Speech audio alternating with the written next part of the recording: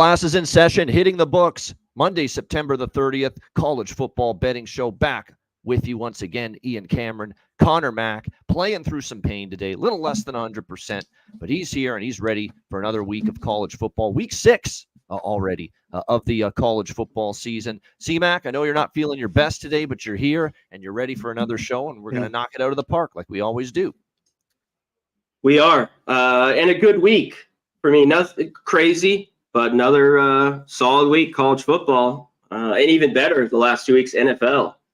Almost swept the board. And the game I kind of only had a half units. I bet was that under and Steelers, and they kind of went off there in the fourth. It was just kind of had to stick with it. But all the rest swept the board was a great thing with the NFL. Yeah, I can't complain in college. You know, a couple losses, but man, I thought great dogs again. Some favorites. It was a solid week. What about you?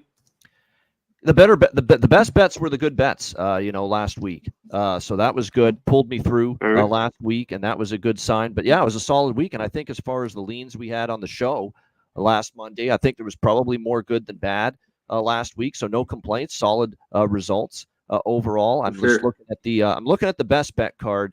I had Northern Illinois. They cashed. I had Indiana. They cashed. We talked about how Indiana, man, they're just undervalued. Don't step in front of that team right now. We had UL Monroe. They won outright against Troy. That's not a game we talked about last week, but Troy, and we'll get to Troy. They're the first game we'll get to them here. That's not a good football team. We'll get to them in just a bit. Illinois stayed inside the number, wire to wire against Penn State. I had Alabama, and that just an epic game against Georgia on Saturday. Isn't it great to see a game that gets hyped like that? And it was hyped all fucking week, Alabama and Georgia, especially by ESPN because they were carrying it on ABC. But isn't it nice to see a game that gets all the hype, all the attention all week, live up to the hype and be just a classic like it was? Well, and it does because real quick before you hit through the rest, yeah, and it was a boring first half. Like just to think Georgia played a little bit better. And I think if you get through that game, you both have to say they're still the two best teams in the country. We saw more of the real Georgia in the second and kind of how close these teams are, but a dominant first half there by Alabama and kind of hanging on there at the end with some big plays by Williams. Just unbelievable, and a big interception to end it. So, yeah, just a classic you kind of want to see in college football. You know what's absolutely, and look, and Carson Beck, to his credit, like everyone's shitting on the poor guy at halftime. And it didn't have a good first half. He had a bad first half. Yeah, he did. Kind of deserved the criticism, but you talk about how you respond. Oh, man, did he ever respond? I mean, he was great in the second half, and he almost they actually got the lead before the very first play of the next drive after Georgia got the lead. There's Jalen Milroe finding – I can't believe how good he is. He's 17 years old, this freshman receiver, Ryan Williams here for Alabama. Good. Unbelievable. Yeah. The move he made in the open field to shake not one but two defenders and then tiptoe down the sideline to get into the end zone for that touchdown. It was just a fucking unbelievable play by him. And right now, these two freshman receivers, man, you're splitting hairs trying to figure out who's better, Jeremiah Smith for Ohio State or Ryan Williams for Alabama. These two guys, they're freshmen. You know, Ryan Williams is 17 years old. He's a baby still. And look at the way he played Saturday night. Incredible stuff. Just an unbelievable game. It's a shame one of those quarterbacks had to lose. Unfortunately for Georgia, it was Carson Beck, but that game was spectacular. And it may not be the last time this year, Connor Mack, that Alabama and Georgia cross paths either. Very good chance maybe we see it again in the SEC championship game and or the playoff. For sure. I think we're going to see it again later. Yep, and a big night. That was a big game for Kalen DeBoer, too, because that's his first SEC game.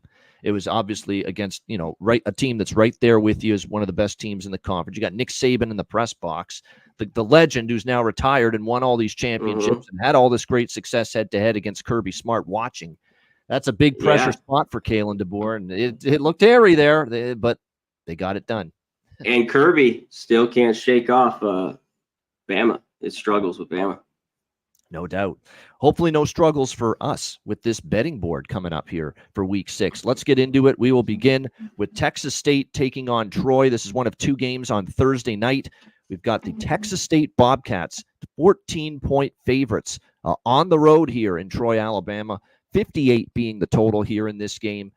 Texas State, looking in the first quarter last week against Sam Houston State, like they were just going to romp that team.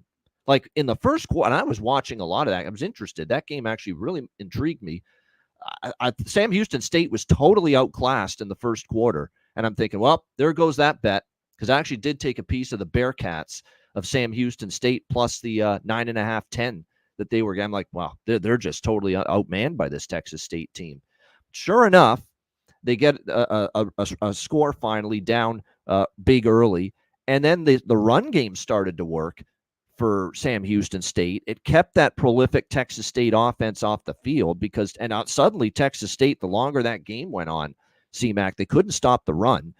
It was a really impressive performance for Sam Houston State. They rolled up 298 rushing yards against Texas State in that football game, and it was everybody. It was the quarterback, Hunter Watson, who's a dual threat, who ran for 105 and 2 tutties. It was Jay Ducker, who added 69 rushing yards on the ground with 3 touchdowns. DJ McKinney, 55 rushing yards. Ife Adai, 35 rushing yards. It was everybody chipping in to the ground attack that was just doing a number on Texas State. And credit to Sam Houston, the run game limited the possessions and the opportunity that Texas State had with the football. Now, when Texas State had the football, they made good on it.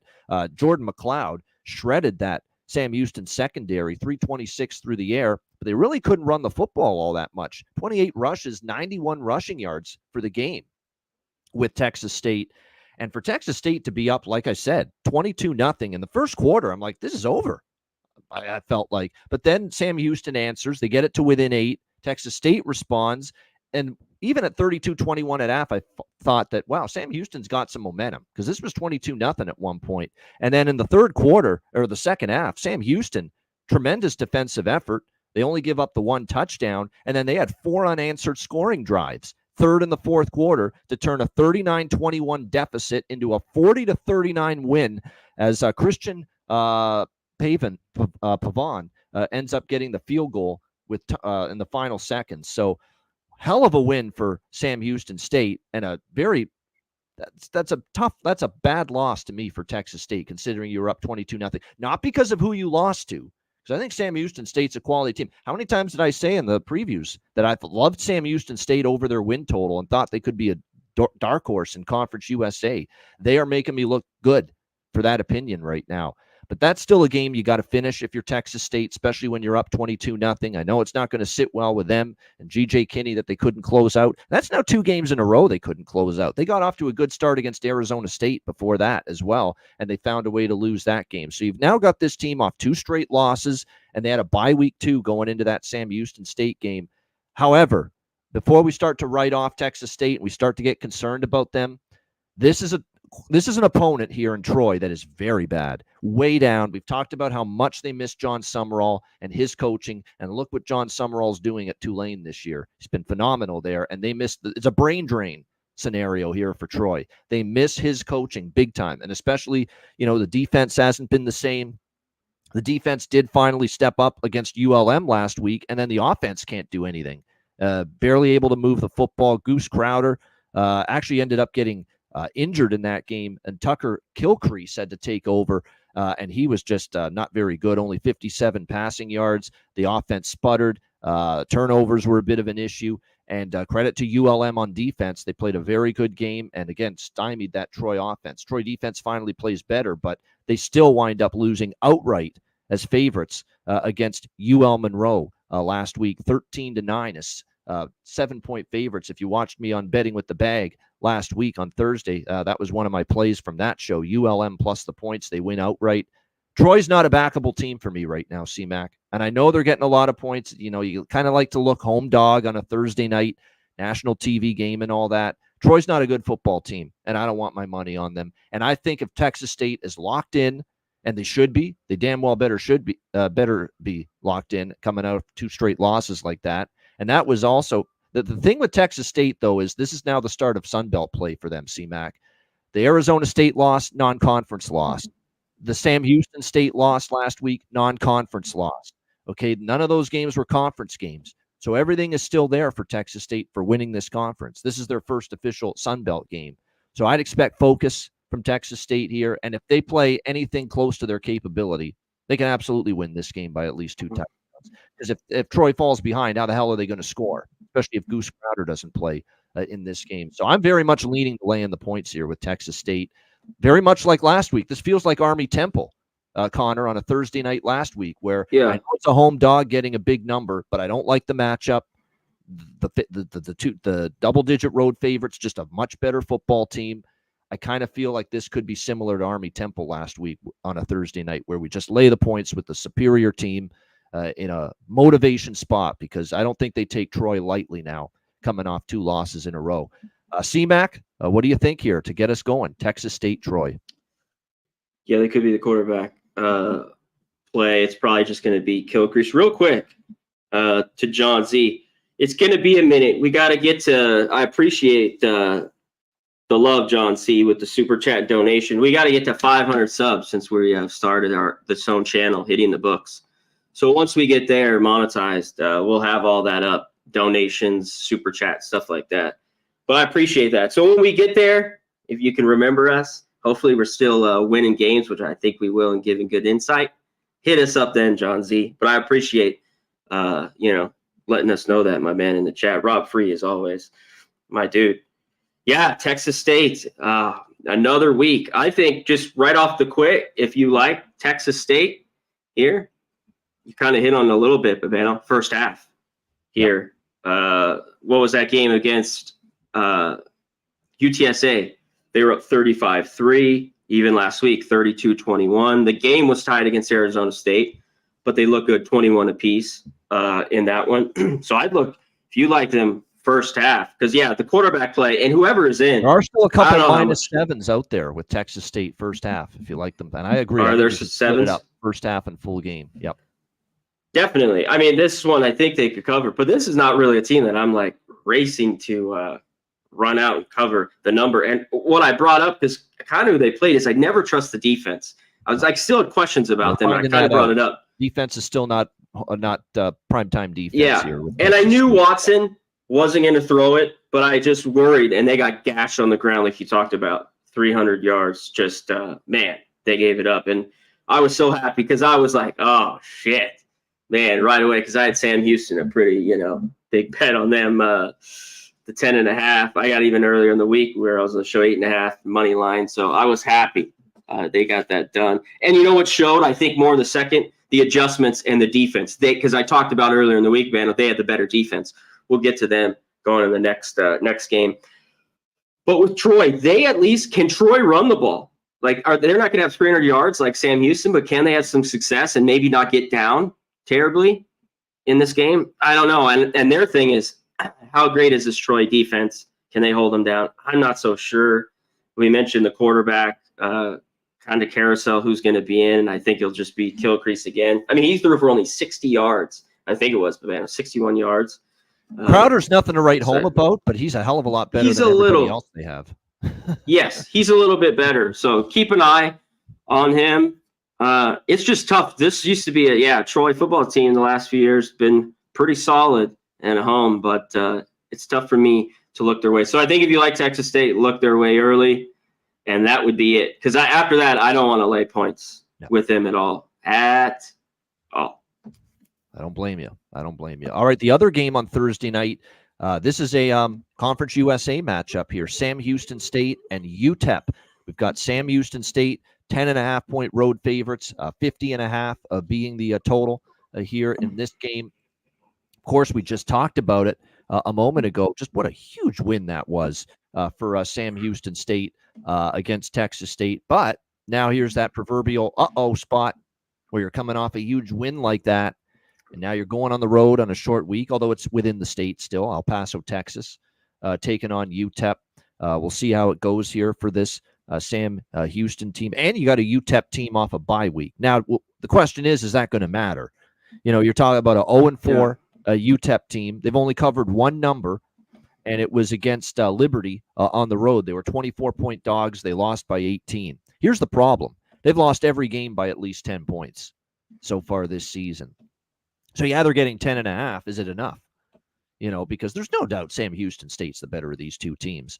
And last year it was a close game, and in fact UTEP is a 3.5-point dog against Sam Houston State on the road and got the 37-34 win and outgained Sam Houston 428 to 354. Now this was an interesting team to me, CMAC, coming into the year UTEP, because they bring in a head coach, Scotty Walden, first season, but he comes over from coaching Austin Peay in the FCS, and he brought over a lot of players from that Austin Peay football team.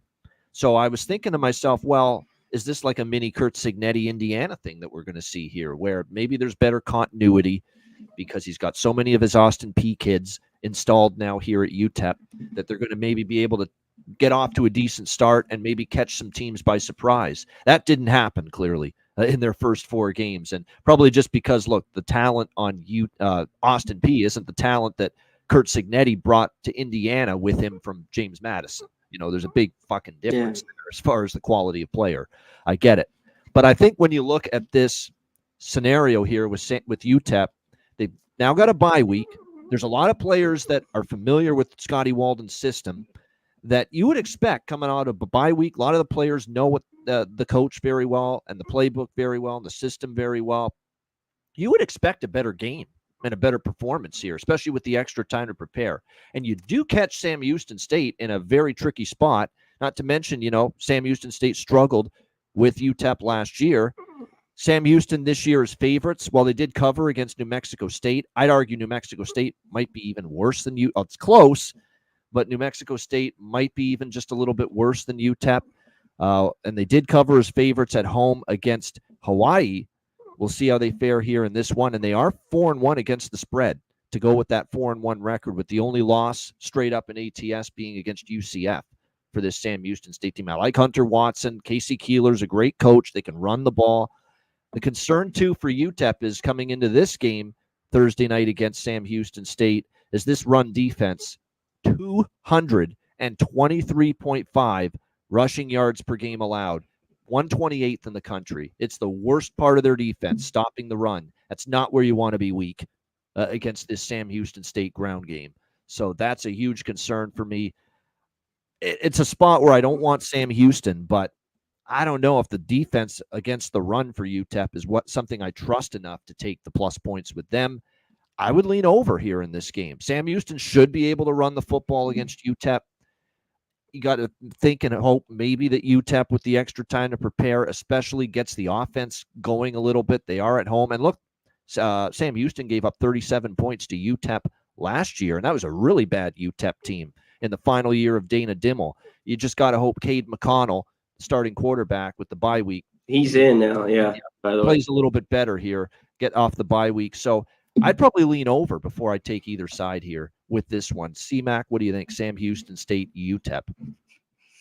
Yeah, and off that bye, he's the guy. I mean, he gave a little bit of spark, in that Colorado State game, because Locklear just hasn't been good. I mean, he had 700 yards, 3 touchdowns, 4 picks. I mean, both these guys, quarterback play, it's just been abysmal the last couple of years for UTEP.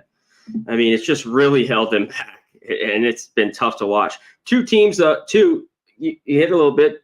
ATS, different directions. Sam Houston 4-1. I want to be on them. A little bit different, they covered, though, a couple times, like you talked about, at home, but New Mexico State and Hawaii, and New Mexico State laying 15, cover that number there. And they've just been great dating back to last year, if you look at everything, especially as a dog, really great. But, the last 8, 7-1 as well. It's hard for me to just jump off, and they should just be able to run it. If they had 300 last week, this is one they could just run it. That's the only thing about the over. Maybe not. Sam Houston could just run here, kind of get a lead, and this game's a little bit similar to those. 31-10, a tight game like that. Do you know what I mean, Vivanna, where UTEP doesn't get much going on in this one, and I can't back them. I can't back a dog here at UTEP at all. So as much Sam Houston cash for me big, I'd lean their way a little bit, and I'd lean under here at right around 50. Yeah, it's just I get it. Really, really interesting spot here for Sam Houston. That was a big they lost to Southern Utah. I know. Man, good. Southern Utah's solid for who they are, but Yeah. I mean, they were up 17-6 in the first half and just had a horrible second half. I mean, Liberty kind of messed around with them, 28-10. There's just UTEP's just, man, tough. Can they show anything off of the bye in this game? You know? Yeah. I think definitely that's going to be the interesting part with them. Can they take advantage of maybe a Sam Houston State team that's maybe in a little bit of a tricky spot, little lethargic coming off that big, huge win against Texas State. So that's going to be the interesting question. That being said, this is also the conference opener for Sam Houston State as well. So, this is a conference game. You got to be focused, So, and if they are, they could probably still win going away. But the question is, will they be? We'll find out Thursday night. All right, Friday night, Jacksonville State Gamecocks, Kennesaw State Owls. There's another Conference USA matchup taking place. We've got Jacksonville State 14.5-point road favorites, 48.5 being the total here in this game. This has obviously not been the season that it was last year, at least to this point, for Rich Rod and that Jacksonville State team. So far, 1-3 straight up, 1-3 against the spread on the season. The one win, though, was their last game against Southern Miss, a dominant showing, 44-7. But before that, we saw them get steamrolled by Coastal on their home field, destroyed by Louisville, and lose as short road favorites in Ypsilanti against Eastern Michigan and give up 37 points to an Eastern Michigan offense that really hasn't been phenomenal this year, and they give up 37 points in that game. And then all of a sudden, they hold Southern Miss to 7, a defense that had really been poor so far this season. So we'll see if they can continue to build on that. Tyler Huff, the quarterback for Jacksonville State. The numbers so far this year, they're not terrible. 68.1% completions is good, but 5 touchdowns and 4 interceptions, not so good. Has made a few mistakes throwing the ball, but it is a team that does rely more on the run game. We know it's a run-first, up-tempo, spread offense that they run here under Rich Rodriguez. The run game has been kind of spotty so far this season for Jacksonville State. They're not running it anywhere close to as well as they did last year. Question will be, can they run it here against this Kennesaw State team? And when you look at Kennesaw State, they actually are superior against the run defensively. It's against the pass that they're weaker. So can Jacksonville State take advantage of the bad secondary for Kennesaw? That's where they've been hurt and they've been gashed more, is through the air as opposed to on the ground. But the problem is Jacksonville State does more of their damage and is a better offense moving the football on the ground with the run game as opposed to being, they're not a great pocket passer, throw the football all over the place type of offense, Jacksonville State. So the matchup here actually could allow Kennesaw to hang. I got to admit, I'm leaning Kennesaw right now in this spot. They're getting over 2 touchdowns. I know they're just 1-3 against the spread. They haven't won a football game yet. And all their losses have been by double digits, including a really, really head-scratch bad one against UT Martin, 24-13 last week in that game. It was not pretty for them against Tennessee Martin. They got outgained significantly, almost 300 yards UT Martin had, outgained Kennesaw State. They gave up 123 yards rushing in that game to Smith, the running back. And 152 rushing yards for the game. So the run defense has been better, but UT Martin kind of spit them up. That's going to have to get shored up. So because Jacksonville State, obviously the strength of their offense is running the ball. I'm still not running to lay 14.5. This is Kennesaw is a tough team to trust, of course. 0-4 straight up, 1-3 against the spread. They just lost to an FCS team, no doubt. But if anything, you're getting more value with them now after a loss like that. And Jacksonville State, I'm not ready at 14.5. This is definitely, I've seen enough Jacksonville State now to think they're not nearly as good as they were last year. Maybe they can flip a switch, but I'm going to have to see it first before I'm laying more than 2 touchdowns on the road with Rich Rod here. C-Mac, what do you think? Jacksonville State, Kennesaw State.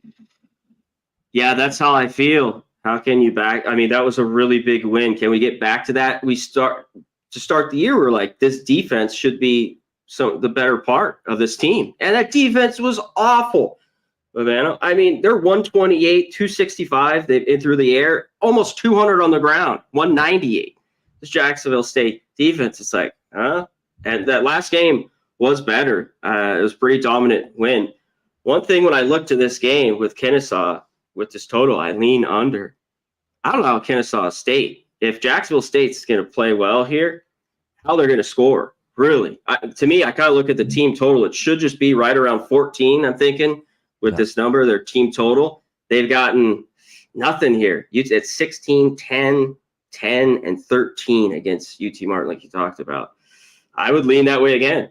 I don't know if they get over 2 scores in this game. The offense has just been dry. The quarterback play has been really, really bad, and they're just slow. They're just like, it's just like the offense is tough to watch in this one. And maybe Jacksonville State gets back to the kind of dominant way where they want to run it. And let's see if they can do it. Because Kennesaw, not a very good defense. You mentioned the airs a little bit more, 256, but to the ground, 136. So they should be able to take care and advantage here. But yeah, I'm not really. I'd like to kind of watch this. Maybe if they beat them up a little bit, or maybe look to their team total over and the Kennesaw team total under. Might be a play for me, during the weekday game here. Da, da, da, da, da, da, da. No, not Star Wars. Pace Wars. That's what you've got in this football game. You've got Jacksonville State's going to be, I believe they're still top 10 in pace this year as far as plays per minute. They are. They play extremely fast with this, and they always have under Rich Rod. But Kennesaw State's like the polar opposite. They are very, very slow. They're down near the bottom, I think, as far as plays per minute this season in college football. So one team's going to speed it up. One team's going to want to slow it down. So it's going to be interesting to see who gets the better of it there in that little battle on Friday night. All right, we go to the Big 12 now. Houston, TCU for a Friday night Big 12 matchup here. TCU, 16-point home favorites, 49.5 the total in this game.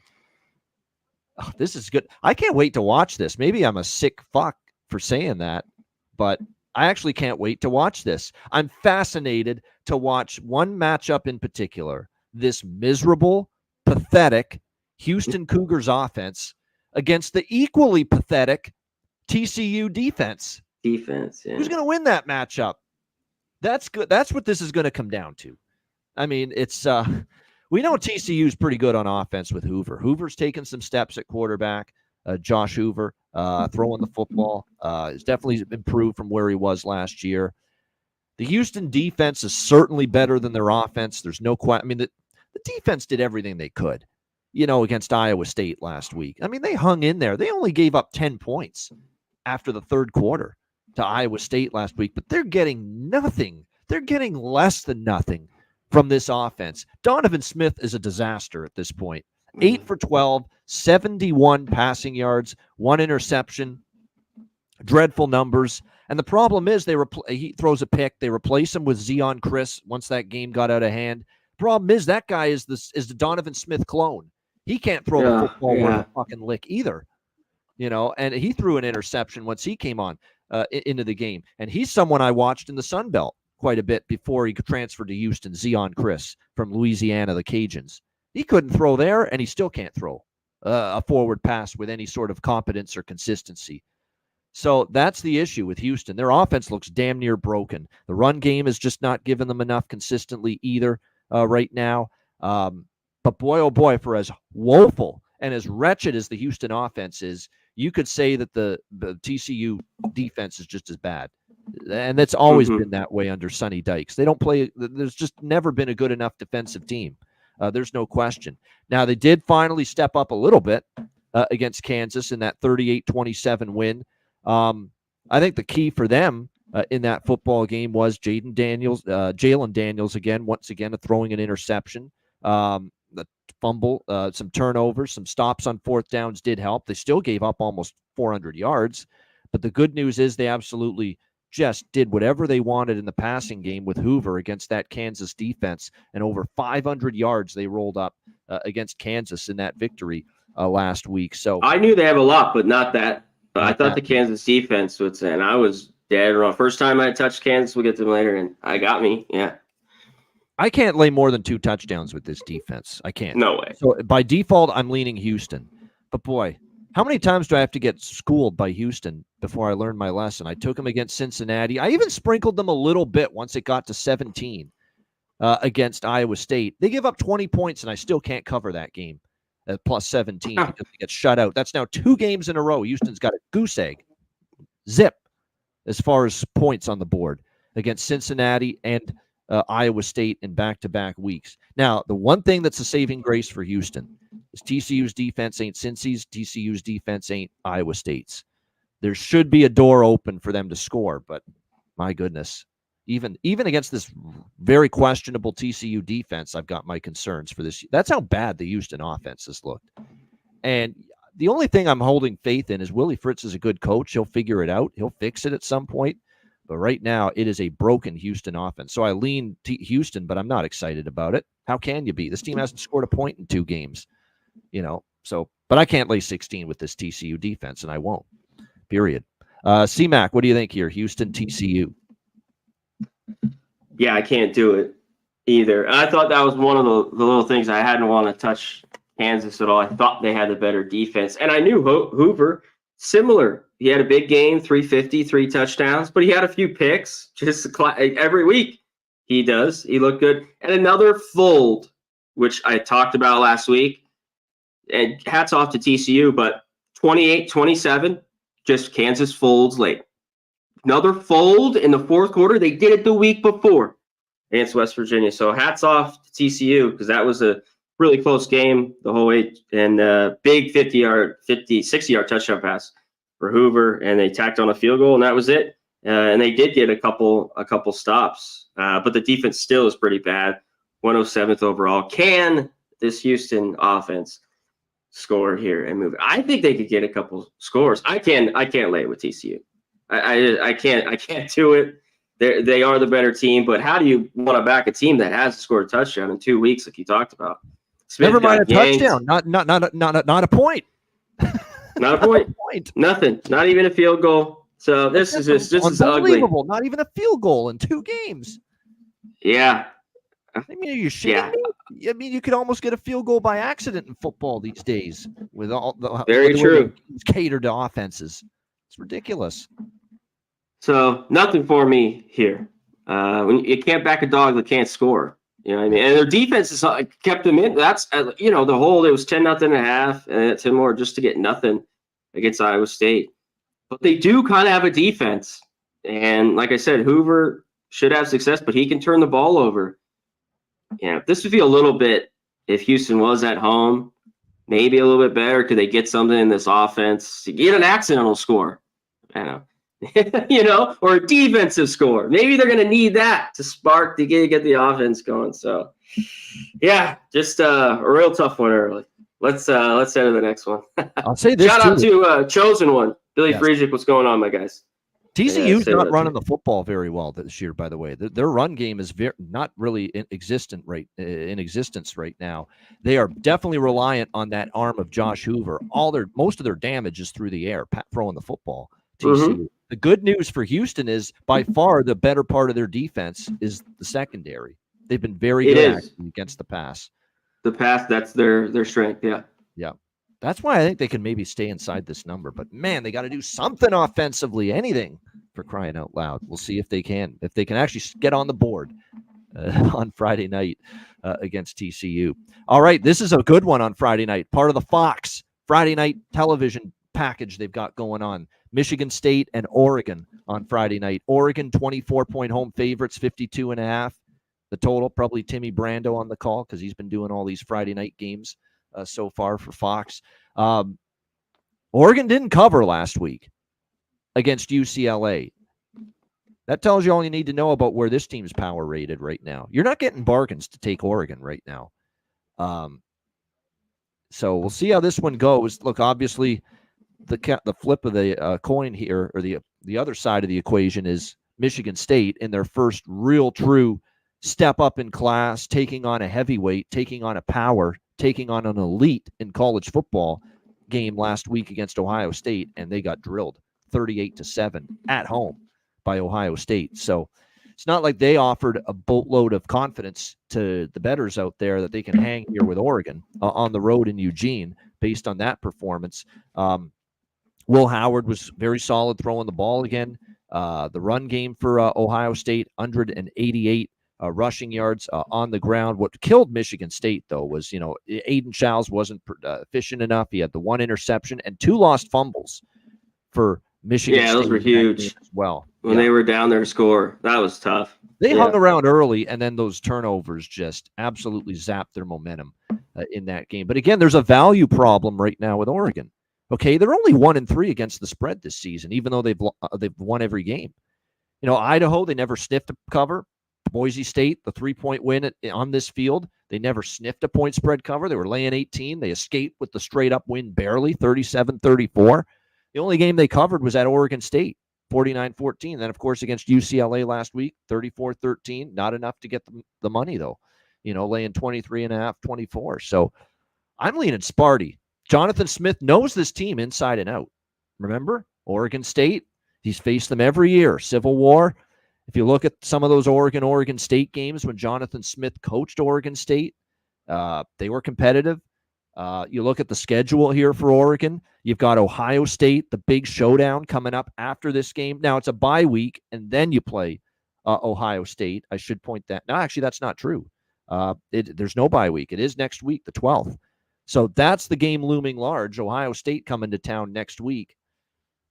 It's set up situationally for Michigan State to stay inside a number like this, an Oregon team that's only 1-3 against the spread and is having trouble in these bigger point spread ranges.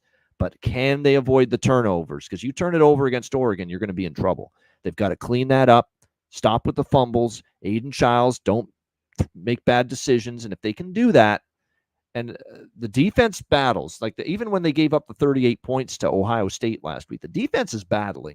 They put up a battle in that game. It's just they got worn down because the offense just couldn't carry their weight enough. And obviously that's a concern when you're going up against Dylan Gabriel and company here on the road. But there's a value issue with Oregon. You're not getting much value right now with them. And with Ohio State coming to town next week after this game, you won't find me laying 24 with Oregon here in this spot. C-Mac, what do you think? Michigan State, Oregon.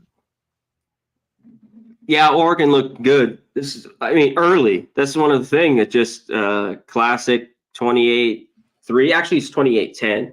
UCLA, that touchdown was a pick six too, right? Pretty sure. That was. It was an interception. By Gabriel, return for a tutty. Yep. Yes, that was his thing. But UCLA the point spread. Without that, Oregon probably does cover. Yeah, and just ho-hum, just kind of no scoring there in the third, and they got a touchdown in the fourth. That's another thing. Dan Lanning didn't step on the gas pedal. He was just, let's get this done. Yeah. So I was kind of watching that like, they did against Oregon State kind of take it to them there in the second half, which was a close first half. I think they were up by 7 or 8 in that game. And Garbers, they got the few picks off him. Classic garbage, as you talk about. He wasn't very good. Yeah, we'll get to him later. 12 and 20 times at Cal, his brother. 2 picks. Yes, man, that's a tough look. The brothers there for them. And Michigan State, you were hitting on it. Not that they were great, but they had moved it. Child's just been a problem. The fumbles were the big one in that game. Score, especially early, to keep it kind of close. But he was hounded all game long. I think they had 4 or 5 sacks on him.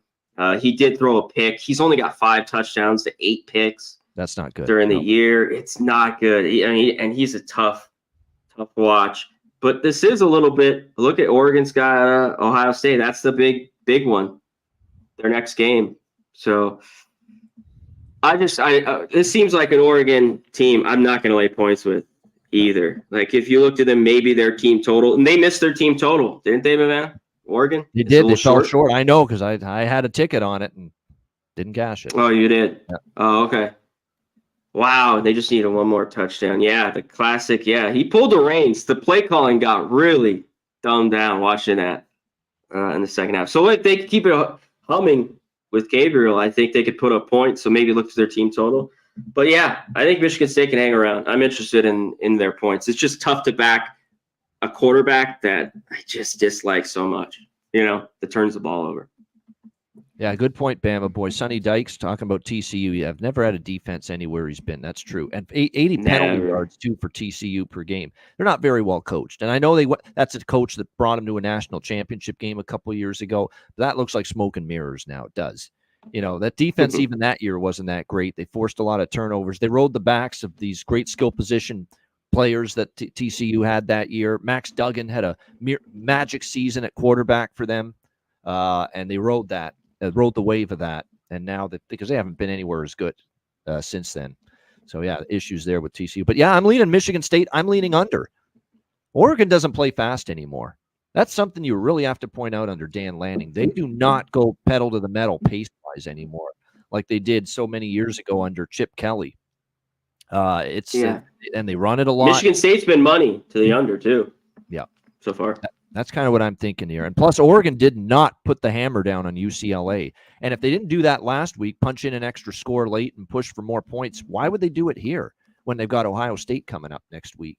They'd be probably even more cautious in that regard. All right, next up, this is a good one. This could be the game of the night on Friday night, actually. Syracuse and UNLV at Alliant, just down the road from CMAC there. UNLV 6.5-point home favorites, 59.5 the total. UNLV's taken some money. This didn't open at 6.5. This opened at 4.5, and it's been bet up to 6.5. People getting on the Malik Williams Heisman train. Maybe not. I don't know about Heisman, but I told you last week on this show with this UNLV team, don't overreact to the Matthew Sluka stuff. That everything that happened with him was going to rip this team apart. And because they had Williams, they even have for real. Yeah, I mean, if they really even got, you know what I mean? Exactly. They're fine with Malik Williams. He can throw the ball a hell of a lot fucking better than Matthew Sluka. I can tell you that. Just after watching one game of him against a quality Fresno State team, I can tell you he's a better passer. And he's not a stiff in the pocket either. He can move. He can run.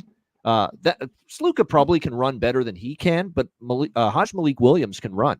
And we saw that last week in the game against Fresno. And then the defense, hell of an effort, because Fresno's got a good quarterback, good offense, Mikey Keene and company. I was impressed with the UNLV defense. They really, really stepped up. And if you look at UNLV CMAC this year, they've stepped up on defense multiple times. With that Kansas game on the line, they got the stops they needed to hang around in that game and end up winning it 23-20. Shutting down Houston, I can't even bring that up anymore. It's not even impressive anymore with what we've seen out of Houston. But the Kansas defensive effort was great. Game on the line, they kept the team in the game and gave them a chance to win. And then to hold Mikey Keene and Fresno to 14 points. They only had 7 points at halftime. They didn't get to that 14-point mark. They were stuck on 7 until 6.5 left in the fourth quarter. Yeah, Fresno's offense. So give UNLV's defense a lot of credit, especially the run game was completely shut down. Everything Fresno did was through the air. Meanwhile, you look at UNLV, balance. That's what you love to see. Malik Williams, 182 through the air, only 3 incomplete passes, 3 touchdowns, no interceptions, no mistakes. They relied on his running ability, too, 119. Kylan James adds some rush yards. Jaden Thomas as well. It was a very impressive game. And then in the receiving core, you've got Raylan Sharp leading them, and with 116 receiving yards. UNLV, I don't want to step in front of them, but now we're asking them to lay more than almost a touch, or win by a touchdown or more after a win like that. And Syracuse is really good, especially through the air. Kyle McCord's played well, and their only loss was against Stanford at home. But here's the concern for Syracuse. You've been basically living in the Carrier Dome this year. All 4 of your games have been at home. Ohio, Georgia Tech, Stanford, Holy Cross last week. You won 42-14. Now you're going on the road for the first time. And not just any road game. You're going far away from home. You're going all the way to Las Vegas. Culture shock. First road game, and it's against a damn good, well-coached football team. And I think we can all agree they're very well-coached under Barry Odom. If we didn't know that before, look at last week and how he rallied those troops to play that way coming off the Sluka nonsense.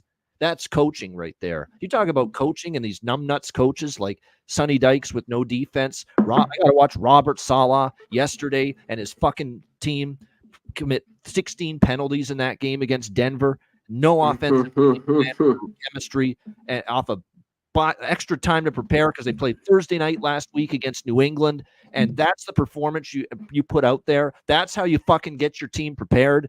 If you're Robert Saleh, an absolute disgrace. That guy is not good for the job. I've seen enough now after yesterday from Saleh. He's going to be the guy that derails this talented Jets team. That's horrible that you were that woefully unprepared to play a football game yesterday against Denver. Then you contrast that to college here with Barry Odom. His team is ready to fucking go every week. Look at that. All this shit storm with Sluka last week and all this. What are we going to do without him? Look how he got that team ready last week against Fresno. And look at how they responded. Look at how they played. That's coaching. That's good coaching. That's quality coaching. And I'm not stepping in front of that. I'm not stepping in front of UNLV. But you're laying a bigger number now. Syracuse is good. At the same time, I can't take Syracuse because they still struggle a bit on defense for my liking. And they're playing their first road game far away from home. That's a tricky spot to me. So more of a game to watch than bet for me. Maybe I lean to the over because I do think Syracuse could do some damage here against UNLV's defense. And I think UNLV can move the football against this Syracuse defense, which I'm still thinking is the weaker link of that team. What do you think here, C-Mac? Syracuse, UNLV. Yeah, Sluka, see ya, buddy. Let's see how much money and where he goes. But I knew the quarterbacks they had with Williams and even Frill, these guys had played plenty. And one thing with UNLV, this team's just been money against the number. I get it, especially if it's under the touchdown. I think it's all right here because this is first road game for Syracuse. And like I said, their last 17, 13-4 ATS. Another game, just pound the rock. They had another over 250 yards on the ground. That's where they've been most impressive. Yep. Is UNLV, in the tackles. And flip side to their defense, again, turnovers. This team's been opportunistic last year and again this year. I think and the stats are a little bit, the defense played great, smothered them against the run. They didn't have anything, Fresno State. And at kind of the end, they threw the ball around. They had 300 pass yards, but they were down a ton. And UNLV kind of, that classic prevent defense. So they had some there. And that might be a little bit of a hole. So McCord could have some success in this game, but I think under the touchdowns, UNLV at home, I don't want to fade this team at all. And what do we get from Syracuse on the road? Ho-hum win against Holy Cross. They didn't cover, though. Right? I think if you had the over 4 touchdowns, 28.5 to 30.5, I think it went up to, you got the money last week. So to me, this is UNLV finally, though, ranked as well. Yep. First time ever. A lot of hype here in town for these Rebels. And what Odom's done, it's been cool to see. Cool to see, shocking to see, but you got to give them all the credit. It's been very impressive what we have indeed seen from. You know what you said? Real quick, Williams is maybe not leaps and bounds, but he is a little bit better of a pocket passer than Sluka. That was the problem with him, I thought. This guy played a few games and he wants $100,000. It's like, go take it somewhere else, bud. No, you're right. Yeah. Like I say, clearly they did not miss him last week in that game against Fresno State. Obviously, he played a hell of a game. Another thing that's concerning too is the Syracuse. It's not a big difference. Like they're middle of the pack defensively, but the run, they have been gashed on the run, on the ground, I should say. I remember that Ohio. It's not good. The year, and Ohio was running the football pretty well against them. And UNLV's got a lot better rushing attack from the quarterback, from the running backs. I mean, they come at they're a Baltimore Ravens type of offense where it's just you don't know who's running it. Is it the running back or is the quarterback going to keep it? That RPO quarterback run type of offense could have some success here. They've been gashed on the ground with UNLV, and they've been awful on the road, man. Their last 8, they're 1-7 ATS. Now those are Dino Babers years away from the dome. That's true. That's now Fran Brown, but still, we got to see it. Still, they've had all year just hanging out in the dome there, and they don't carry them. Now they hit the road here. Yeah, I get it. That's the thing that concerns me. You've been feasting in that dome. Now you're going out on the road, far away, long flight, raucous environment. If you ask me, I don't think Barry Odom lets his team have letdowns. I don't think they've had many. You would think maybe after the Fresno State game they will, but it's a Friday night. It's going to be on TV. It's an ACC power conference team coming into your building. That should get you ready. That should get you ready to play football right there. Yep. So that's a great game Friday night. No question about that. One last thing, too. I know this is college football, not NFL, but with this fucking Salah bullshit yesterday. I had the Broncos. What are you doing from that Thursday night win against New England? What the hell were you doing? Were you playing tiddlywinks, picking your nose for the last 10 days before that game? How is your team that woefully prepared? How are they that unprepared to play a football game? They were wretched. Penalties, turnovers. They couldn't run the ball. The offensive play calling made zero sense, in my opinion. The penalties is really what was crazy. I mean, you want to be handed the Super Bowl because you beat the New England Patriots a week ago? We can feel good about ourselves now and not show up yesterday? I mean, it's ridiculous. It's crazy that the Jets always do that. They've done this for the last 30, 40, 50 years. Every time they get everyone sucked in and excited after a couple of wins, they have that kind of performance. It's not even surprising anymore. All right, back to college football, and on we go to Saturday, where we have Pittsburgh and North Carolina. Pittsburgh 3-point road favorites, 64.5 the total here in this game. The over is the first thing that stands out here in this game. I think Jacoby Criswell, better than the quarterback that initially replaced Max Johnson for North Carolina. Although I don't know if that's saying much. But Connor Harrell wasn't great. You got to think Criswell, but Criswell was not good in the second half. And that tells you how, look, I think Mac Brown's days are probably best days are behind him. Let's not kid ourselves. That was, they came out with the energy you wanted after getting absolutely embarrassed by James Madison last week. They came out the right way, North Carolina, and then to just shit the bed like that in the second half. No adjustments. That's on coaching. That was bad coaching by Mac and his staff. Good coaching by Manny Diaz and his staff last week. And to find a way to lose that game when you were up, 20-0 at one point, not get a single point after the 8-minute mark of the third quarter. You got shut out the rest of the way. You give up 3 unanswered touchdowns.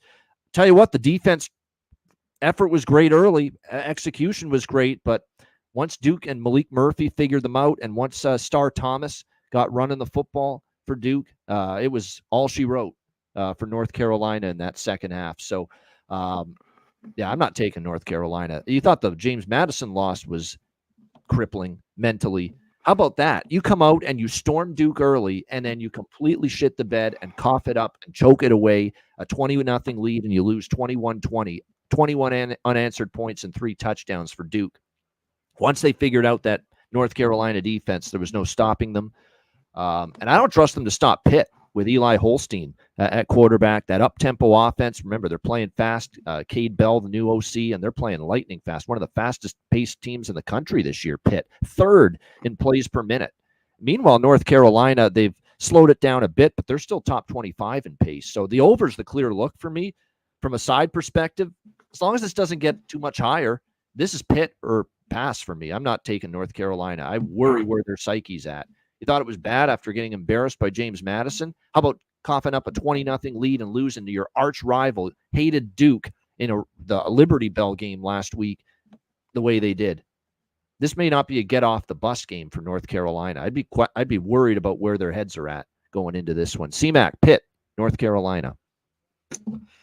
Yeah, I mean, just everything's going on in the program, and then to come out, kind of hot after that first half, and then to lose it.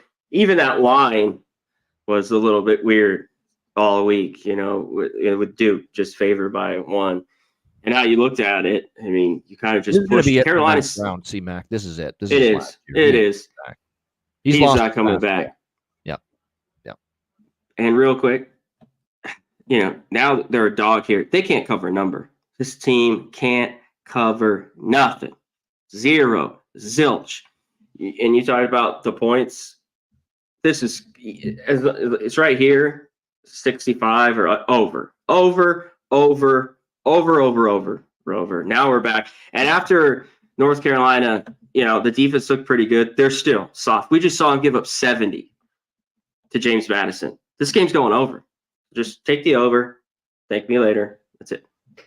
Yeah, I mean, it should go over this number. Pitt's been 3-1 to the over. The only one that didn't go over was the Cincinnati game where they had that, I don't know, the first half was the one bad half they played offensively.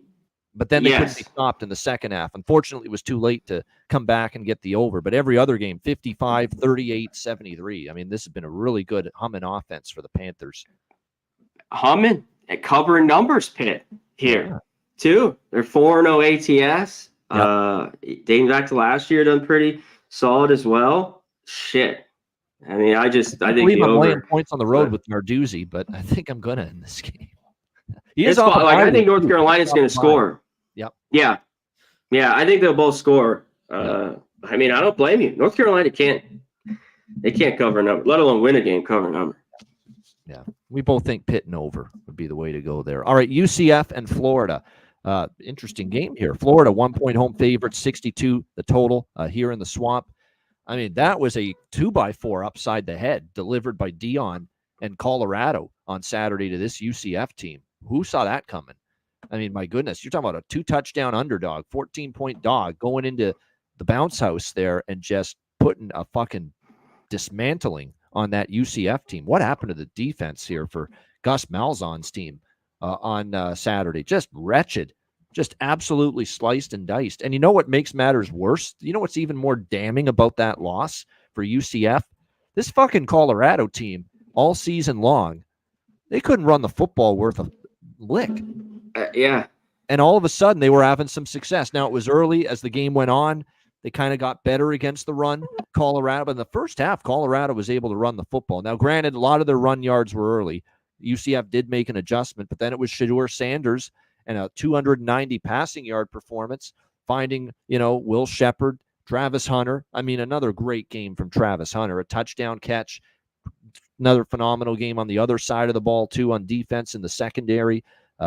Jimmy Horn, Jr., LeJounte Wester.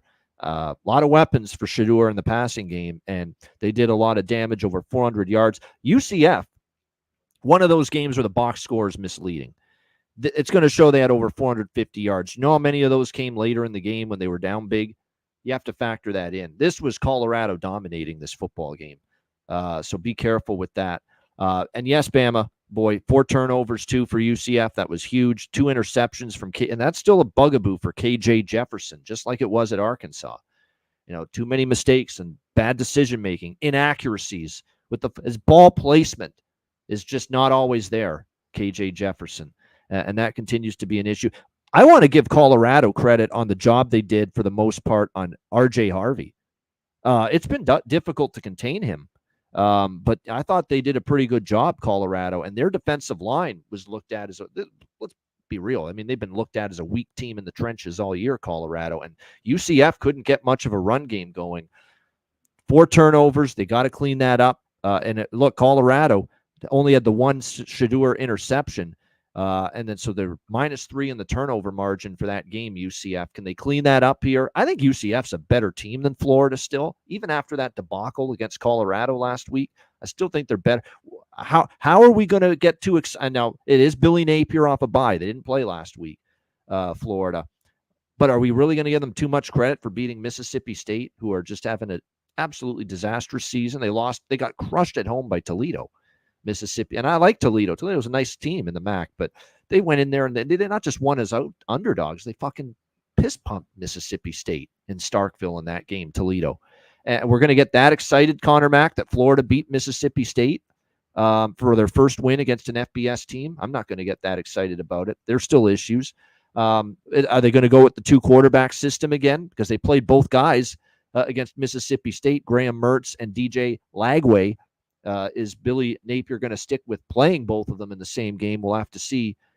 But I'm not laying anything with Florida. It's UCF or pass for me. C-Mac, what do you think here? Yeah, I'm not going to lay anything with Florida. Not even, just the point here. This game for me is just the over. Florida defense is still bad. I mean, Mississippi State's going to score what they did, especially where it's at here, 61.5, 62. I think both offenses should have success.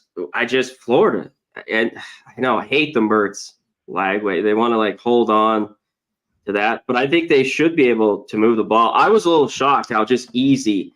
I knew they would, but Colorado moved it. Just like you said, even on the ground, Sanders, looking unreal back there. He wasn't having to run for his life. He has all year against this team. I mean, he was kind of hanging back there. He threw for 290, 28 to 35. You just had the 1 pick, 3 tutties. And, like you talked about, they ran the ball solid. So I think Florida will have success off the bye. They have Tennessee coming up. But I just think you just we get points in this game in the end, and we get over this one. UCF 4-0 to the over. Florida 3-1. This is too low for me. Over. And they've been weaker against the run on defense, Florida, too. So UCF should be able, and again, they want to be run first with Gus Malzahn. That's always the way it's been. Go back to Auburn when he was there. Always run first more than throwing it. And I think it should work here against Florida. I think there's just going to be too big of plays and holes. Yeah. In this one. That's what, yeah. The over might be even better than taking UCF because that was alarming to see UCF's defense play that way. And the one thing Florida can do is score some points and move the football. Their offense isn't bad, and their offense is certainly better than their defense, Florida.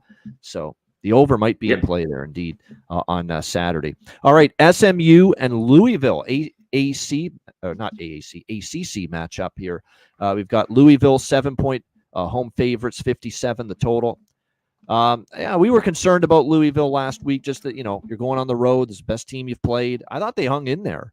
And even in a losing cause last week against Notre Dame, Tyler Shuck played pretty well. That's a pretty tough assignment. That's a very good secondary that Notre Dame has. And, he kept battling. He brought him back. He had 3 touchdowns, only one. He did have 1 interception, but he still had more good than bad, 264 yards through the air. He's a good quarterback. And we said that. He just needs to stay on the damn field and not get injured again. He can play, Tyler Shuck. And that's why Texas Tech and Oregon wanted him. And he played a solid game. Unfortunately, the defense struggled for the most part. 163 passing yards to Riley Leonard. The run game was pretty successful in that one. At the end of the day, what really hurt, Notre Dame did fumble it twice, but so did Louisville. And then they had the 1 interception, so they did lose the turnover battle. But it was a sloppy game both ways. I thought it was a decent effort on the road there against a pretty good Notre Dame team.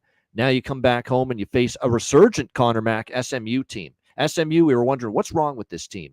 You barely beat a bad Nevada, rebuilding Nevada team. You lost as 12.5-point favorites at home to BYU. Well, here's the problem. The offensive line was bad.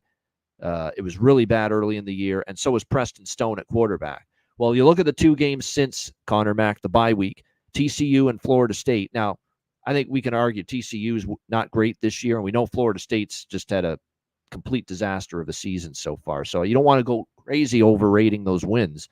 But I think what I noticed for SMU in those 2 wins is the offensive line's protecting a lot better. They're opening up more holes for the run game, and that Kevin Jennings is just a much better fit for this offense because his mobility takes a lot of stress off that offensive line. And we're seeing that. He's played pretty well at the quarterback spot here in 2 games for this SMU team since he became the undisputed number 1 quarterback the last couple weeks. 5 touchdowns. You know what the best number is for Kevin Jennings? No interceptions.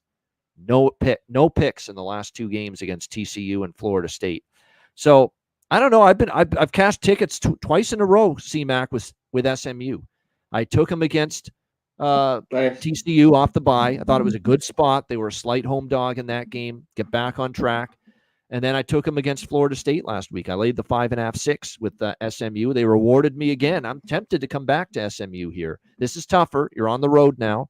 And Louisville's pretty good, especially through the air. How will that SMU secondary hold up? That is worth noting, too, with SMU. Secondary is giving up 222 through the air. And they've been better against the run, SMU, on defense. And that's the place you may not want to be weak facing Tyler Shuck and Louisville, is being weaker against the pass on defense. So that does concern me here for SMU. I still lean to them, though, +7. This is another one. I hate to be a broken record after the last couple games where we're both liking overs, but I pretty much lean that way here too with SMU and Louisville. Because if Louisville can throw on SMU, and I think there's a possibility they will be able to, this game probably goes over the total. Because I think SMU's much improved offense can probably get some stuff done here against Louisville's defense as well. CMAC, what do you think here? SMU, Louisville. Yeah, I mean, like this one, I was like rushing there, but this one could get there to the over. I think I don't make a Louisville's defense. I think it's all right. Both these teams, I think are pretty average on defense. Even the Georgia Tech game, Georgia Tech made so many mistakes, or that game should have been. I think they would have been, right there in the 30s. That was 31-19, the way they moved the ball. there. And I've been impressed. SMU, I know the BYU lost, but we've seen BYU start the year pretty solid. Maybe that doesn't look so bad now, Havana, but these 2 wins, Florida State just in shambles. DJ threw 3 picks. And on the flip side, though, Jennings, the clean sheet. If he's clean again, they're in this football game. I think so. Like, they're right there. If he has some mistakes here on the road, I think Louisville could win and cover. I think this is a gettable game. Like, Louisville wins, but I don't really want to lay a touchdown. Like, it's just stay off for me. And I don't know if I can get there with SMU +7 with their defense. I would agree. I don't like SMU as much this week as I did last week or against TCU. No, because I respect what Louisville could do offensively. I think they could have some success here against SMU. So I would probably play SMU small, and I probably will add the over. Man, that offense looked good, though. I know it's TCU, horrible, but 66 and even Florida State 42, but it looked a lot better. Yeah, it made the right call. Kevin Jennings is just a better fit. And plus, Preston Stone was awful. He was abysmal early in the season. So early on, he was just rough. It's the right call. All right, Auburn and Georgia.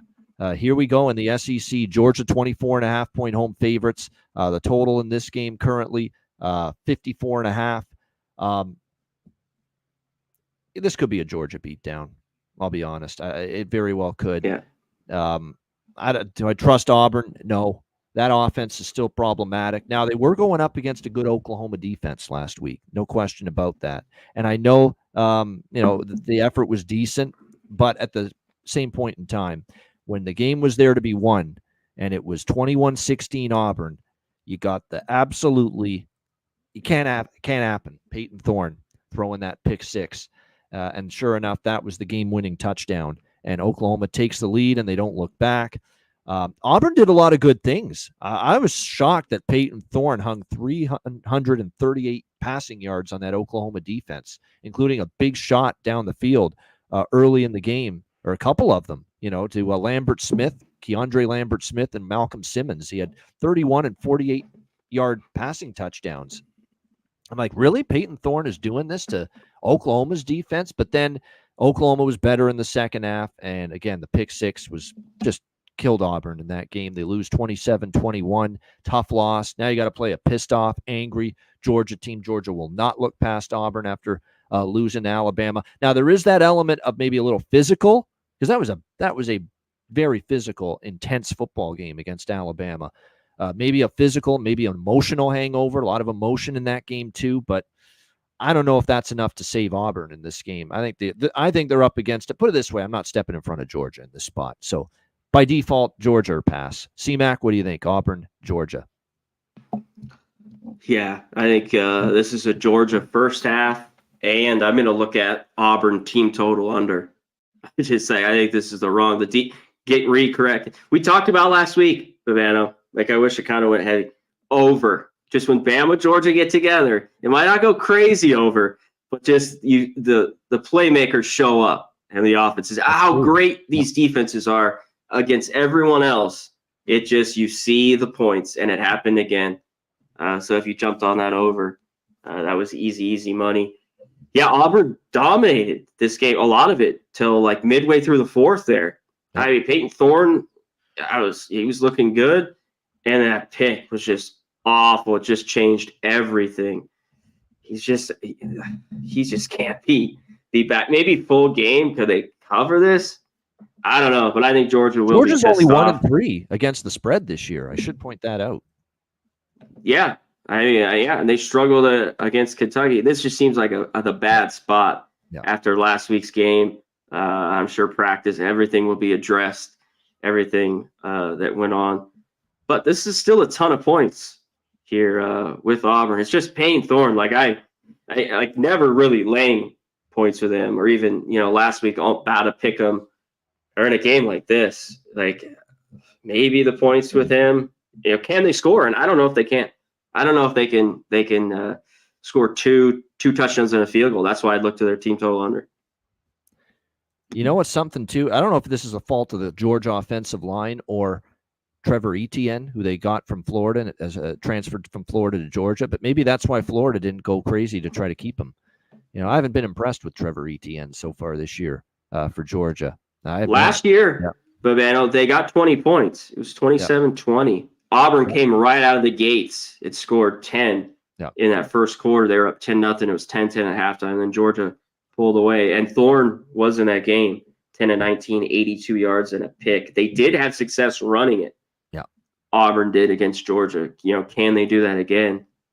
I don't know. But before that, they've struggled in years past, to get past 2 touchdowns. And for the year so far, they're 101st in rushing offense, Georgia. So everything's been on the arm of Carson Beck, it seems, this year, as far as offense.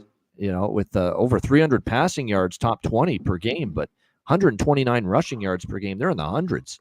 So they have not been able to run the football like we've been accustomed to in years past when they've had, Nick Chubb and they've had James Cook and they've had all these great running backs in the past, and they've been able to run the football at will. We're not seeing that so far this year for Georgia. Can they shore that up here moving forward? All right, Clemson and Florida State. Clemson 15-point road favorites, 47. Yeah, one of my losses this past week was Stanford and the over. And the over was frustrating too, because Stanford moved the ball quite a bit during that game against Clemson's defense, and it was just Ashton Daniels screw-ups in the red zone multiple times. Turnovers, stopped on fourth down.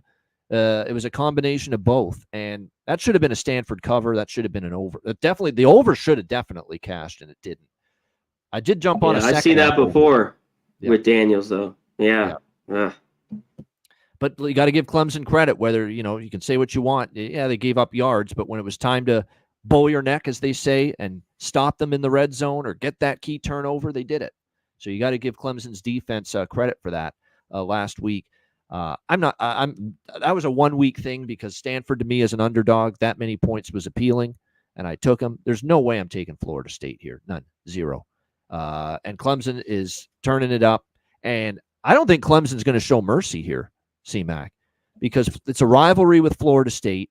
You had that just absolute shit show of a performance last year when you played this Florida State team that probably still resonates in the mind of Cade Klubnik and this entire Florida State team, or Clemson team, rather, when they lost 31-24. They actually outplayed Florida State, outgained them, and found a way to lose because, again, missed kicks and screw-ups and failing to finish drives, and defense didn't get stops. That was a tough loss. It was a painful loss. It's really the loss in September that kind of set Clemson on the course of not having the season they wanted.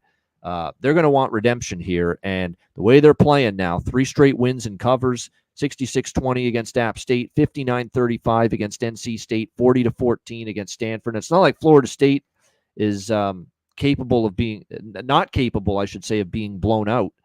BC at home beats them by 15 in Tallahassee. I mean, Florida State at home.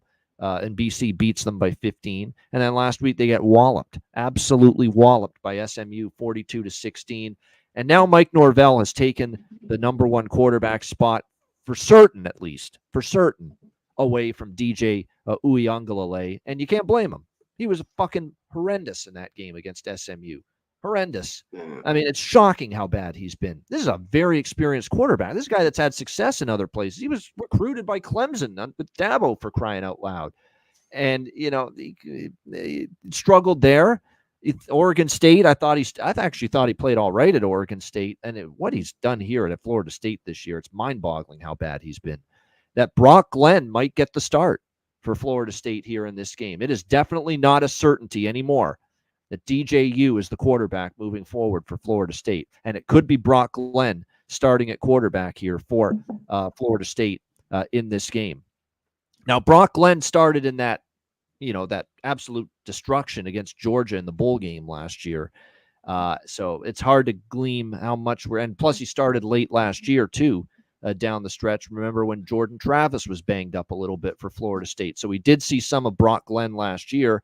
But am I ready to trust him here against this Clemson team the way they've played the last 3 weeks? I'm not so sure. He can only be an upgrade, though, believe it or not. Crazy it is to say. He can't be any worse than DJU, Brock Glenn, if he indeed gets the start here for Florida State. So if I'll say this, if Brock Glenn's in, I might take the over in this game because it might actually be somewhat of an uptick for Florida just because of how bad DJ has been. that I might look at the over. And if it's DJ, they probably got to lay the points with Clemson. That's kind of what I'm thinking here early in the week. CMAC, and probably maybe lay the points with Clemson anyway, even if it is Brock Glenn, because there's no telling. He can't be worse, but do we know for sure if he's going to be better or a lot better? We don't know that. CMAC, what do you think here? Clemson, Florida State. Yeah, I mean, the change just probably has to be made, at least for now, to give him a shot. Probably. It's just everything. I mean, there's no mustard, you can tell. There's no velocity. There's no zip on any of his throws, DJU, and his decision making is absolutely abysmal. It's piss fucking poor, his decision making. I can't believe some of those throws. Can't believe it. You could just like Norvell's. He's just so far gone. He just is like doesn't know what's going on. Like he's just like the season's just gone. Maybe everything will come back. Like they need to try to turn this around after, everything, them staying out last year of the playoff and everything that went on. Tough start. Let's go to Clemson, though. Yeah, maybe. Florida State has been an under team, like their defense. But last week, that defense, SMU took it to them. And that's why that game went over. In that one. And Clemson, this offense, I mean, it's App State, NC State, it's not very good, and Stanford at home. But, man, it's looking a lot better. And, all it was that opening game against Georgia where they kind of hung around first half. They couldn't really do anything and then got blown out. I think you look at them. This is one for me. Maybe look at their team total. If this offense, I know they're going on the road. Can they should be right around 30, I'm thinking, the team total for Clemson. I think they can get there in this game. And there's just nothing right now. Like I want to back Florida State. I got to see more out of this team. And even more like last week, the defense. That's what kind of hung them around against even like Cal. Like the defense kind of did something, like Memphis. But not last week. It wasn't great. So, and before that game last year, the OT, where Florida State won, where Clemson kind of blew it, that was a great game we were live for. Clemson's owned them, though. Like, before that, they had won 7 or 8 straight, but, it kind of whipped their ass. So I think Clemson wants to keep taking it to it and proving themselves, after the early loss, keep winning here, and I think they do. All right, Ole Miss and South Carolina. We got Ole Miss 9.5-point road favorites, 53 the total. I mean, I felt like I was watching the sequel or the part 3 or part 4, the same old movie from Ole Miss last week against Kentucky. When a team punches them in the mouth with physicality and toughness in the trenches, they fold. They can't deal with it. And that's exactly what happened. Kentucky was just tougher in the trenches, more physical. Their D-line beat up Jackson Dart. Their D-line owned the pass rush, got home. They kept Ole Miss's run game in check. And then on the flip side, Ole Miss's defensive line, I thought actually the defense played actually a solid game for Ole Miss. It was actually the offense that let them down, and the Kentucky defense just dominated. The bigger matchup advantage was Kentucky's defensive line versus Ole Miss's offensive line. It was dominance by Kentucky.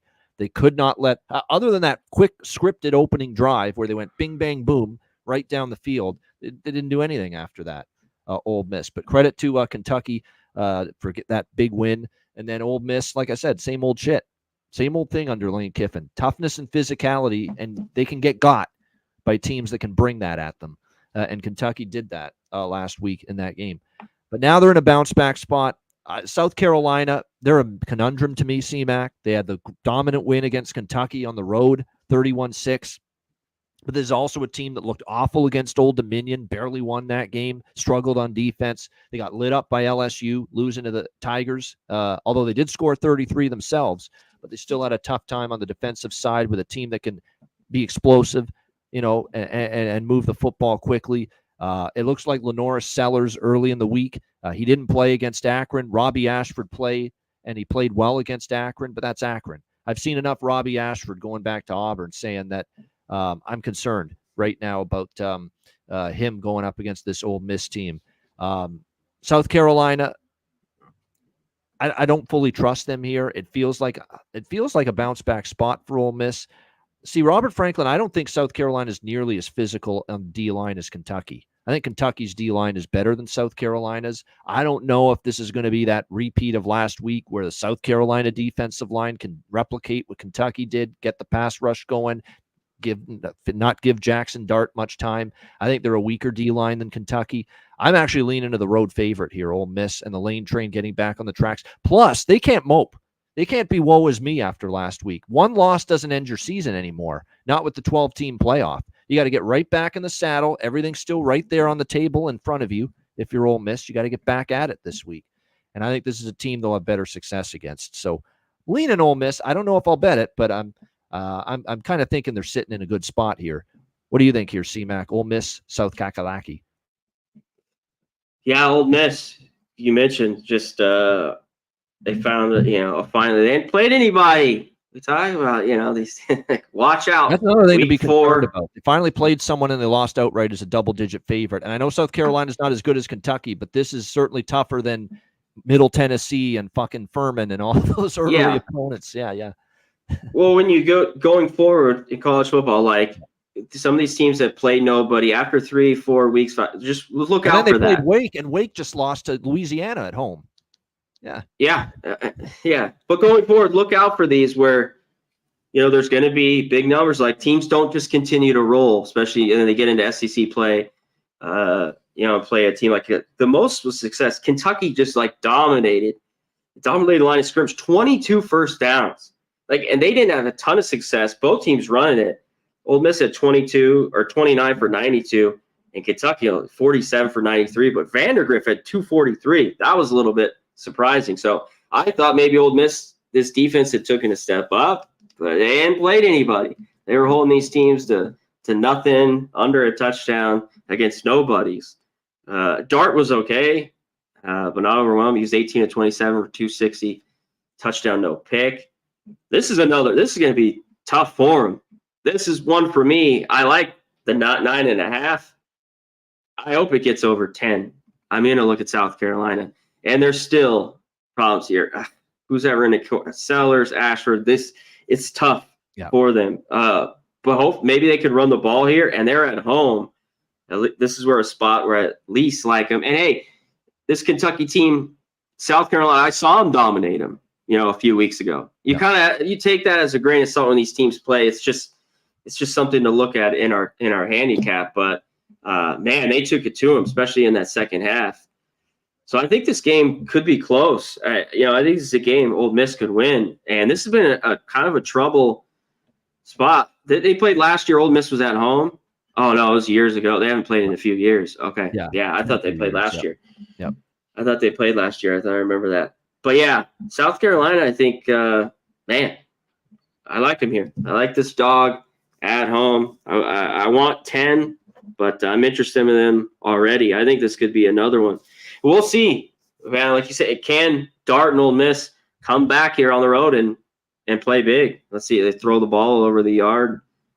I don't know. Can't have woe was me attitude. If you bounce back here and you win some more games and you beat some other good teams in the conference later on, you're still in the playoff conversation. Yeah, and this is where Lane Kiffin's been good. Real quick, the bigger games, that was a big game, and that was a huge win. Kentucky hadn't beat them in a ton of years, and on the road, this is 1978. But usually these are the games Lane Kiffin comes back. And if you like Ole Miss, he won't let the gas pedal if he's winning big. That's for sure.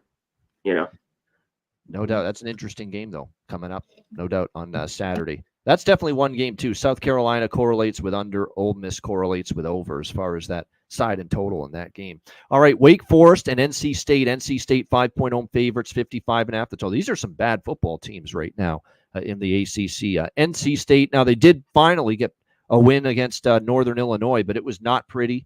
They ended up winning by a touchdown. It was a step in the right direction, though, for the Wolfpack. We'll see if they can build on that here against Wake Forest. NC State's defense has fallen off. Neither of these teams have covered a point spread yet. Wake is 0-4 against the spread. NC State's 0-5 against the spread. Neither of these teams have covered. I cashed a ticket with Northern Illinois last week. I had the over in the Wake Louisiana game, but I did lean to Louisiana. I didn't bet Louisiana. I should have bet Louisiana as well as the over, but they end up winning 41-38. That's an abysmal defense Wake Forest has. It's a big problem.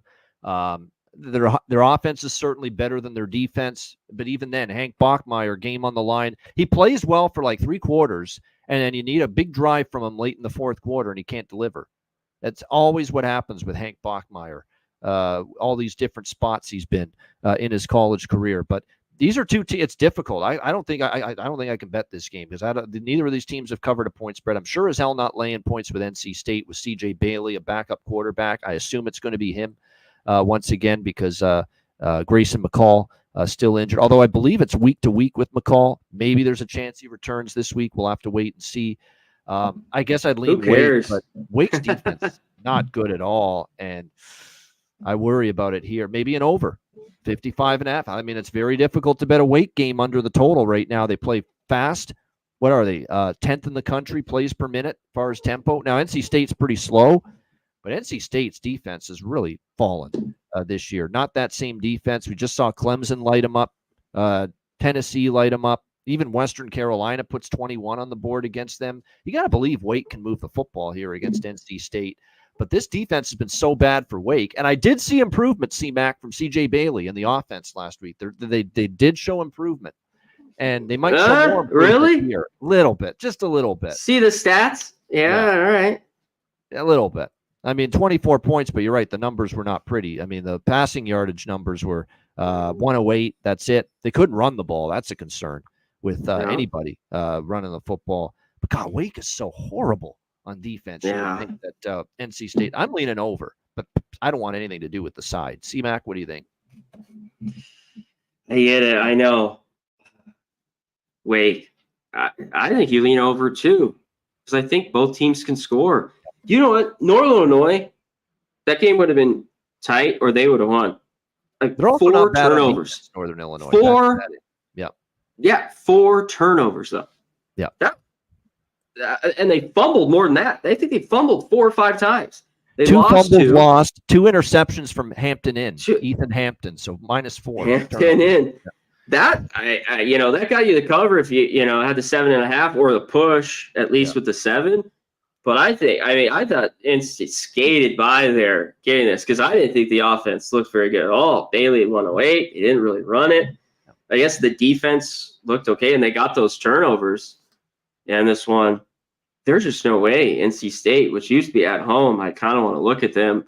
I don't really want Wake. I'd lean Wake. I'd lean the dog here, but I think there's points because I don't think Wake's defense is very good. You mentioned Bachmeier. It's like game on the line or anything important. He's just, I don't know.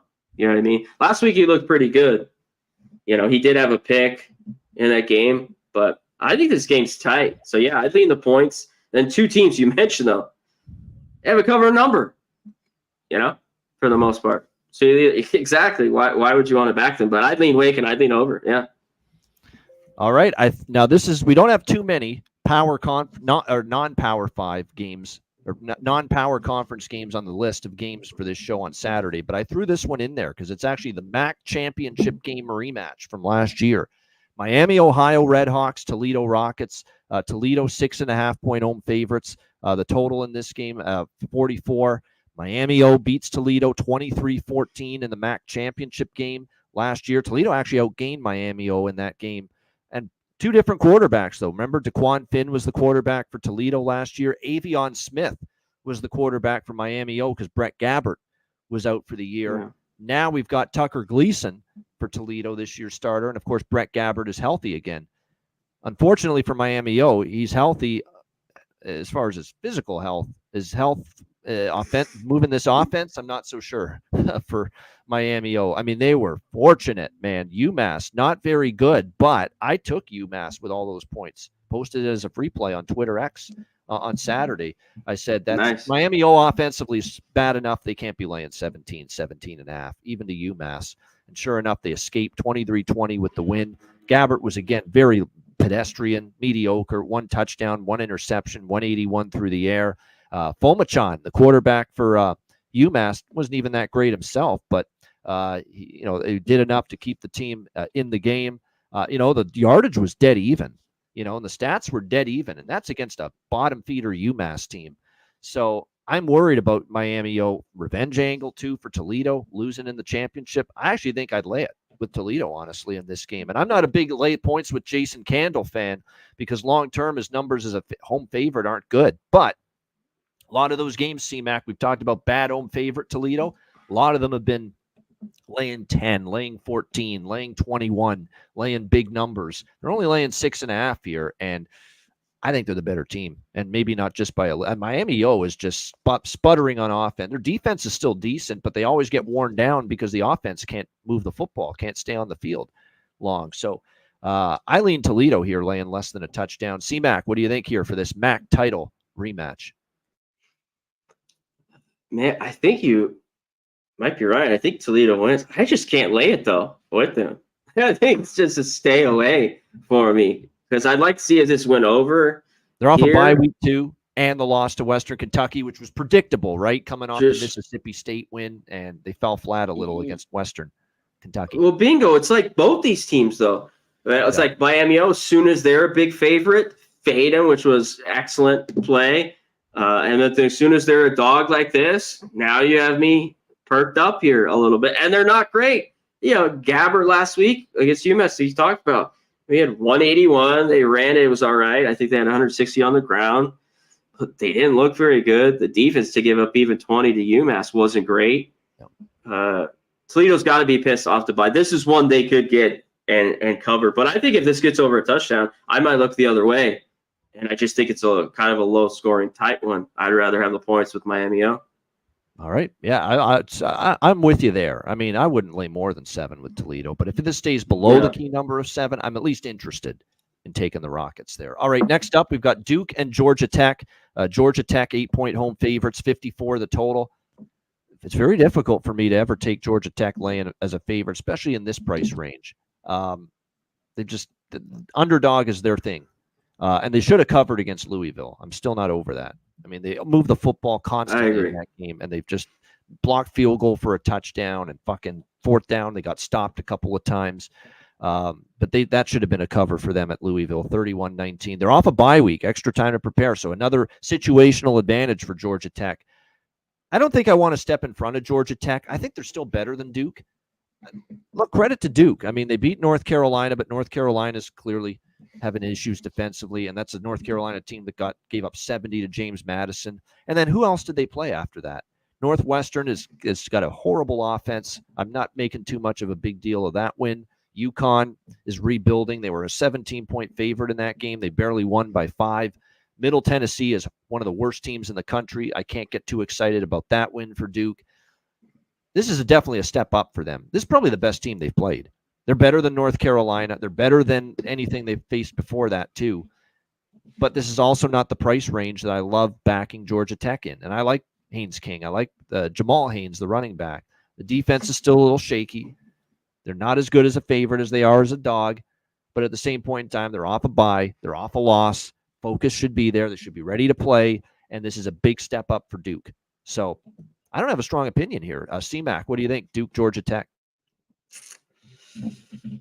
Yeah, this is salt after that. You mentioned the Louisville game. They should have as well. And they're off the bye. They're at home. This could be a spot I think they could cover. And the biggest key for me here is because the offensive line's great. They should be able to have some success running it. If Haynes King, he's only had 1 pick. Like if he's clean, they win this game. Like I mean, that's just he hasn't had a bad game yet. On the other side, yeah, just Duke sleep at the wheel. Defensively against the run, again, a big concern. It's a run-first Georgia Tech team offensively. This is true. They haven't been that impressive. I mean, last week, just asleep there, down 17-0 half. We already got into that with North Carolina. But they fought back, ran the ball well. I think they'll have success running it on Georgia Tech, too. Both teams should in this game. But I think Duke is it. I want them in the 7.5. I think they could lose this game, but I wouldn't just be loving Georgia Tech here, laying 7.5. I like the dog here or nothing. They might go down, but I think they can hang in this one.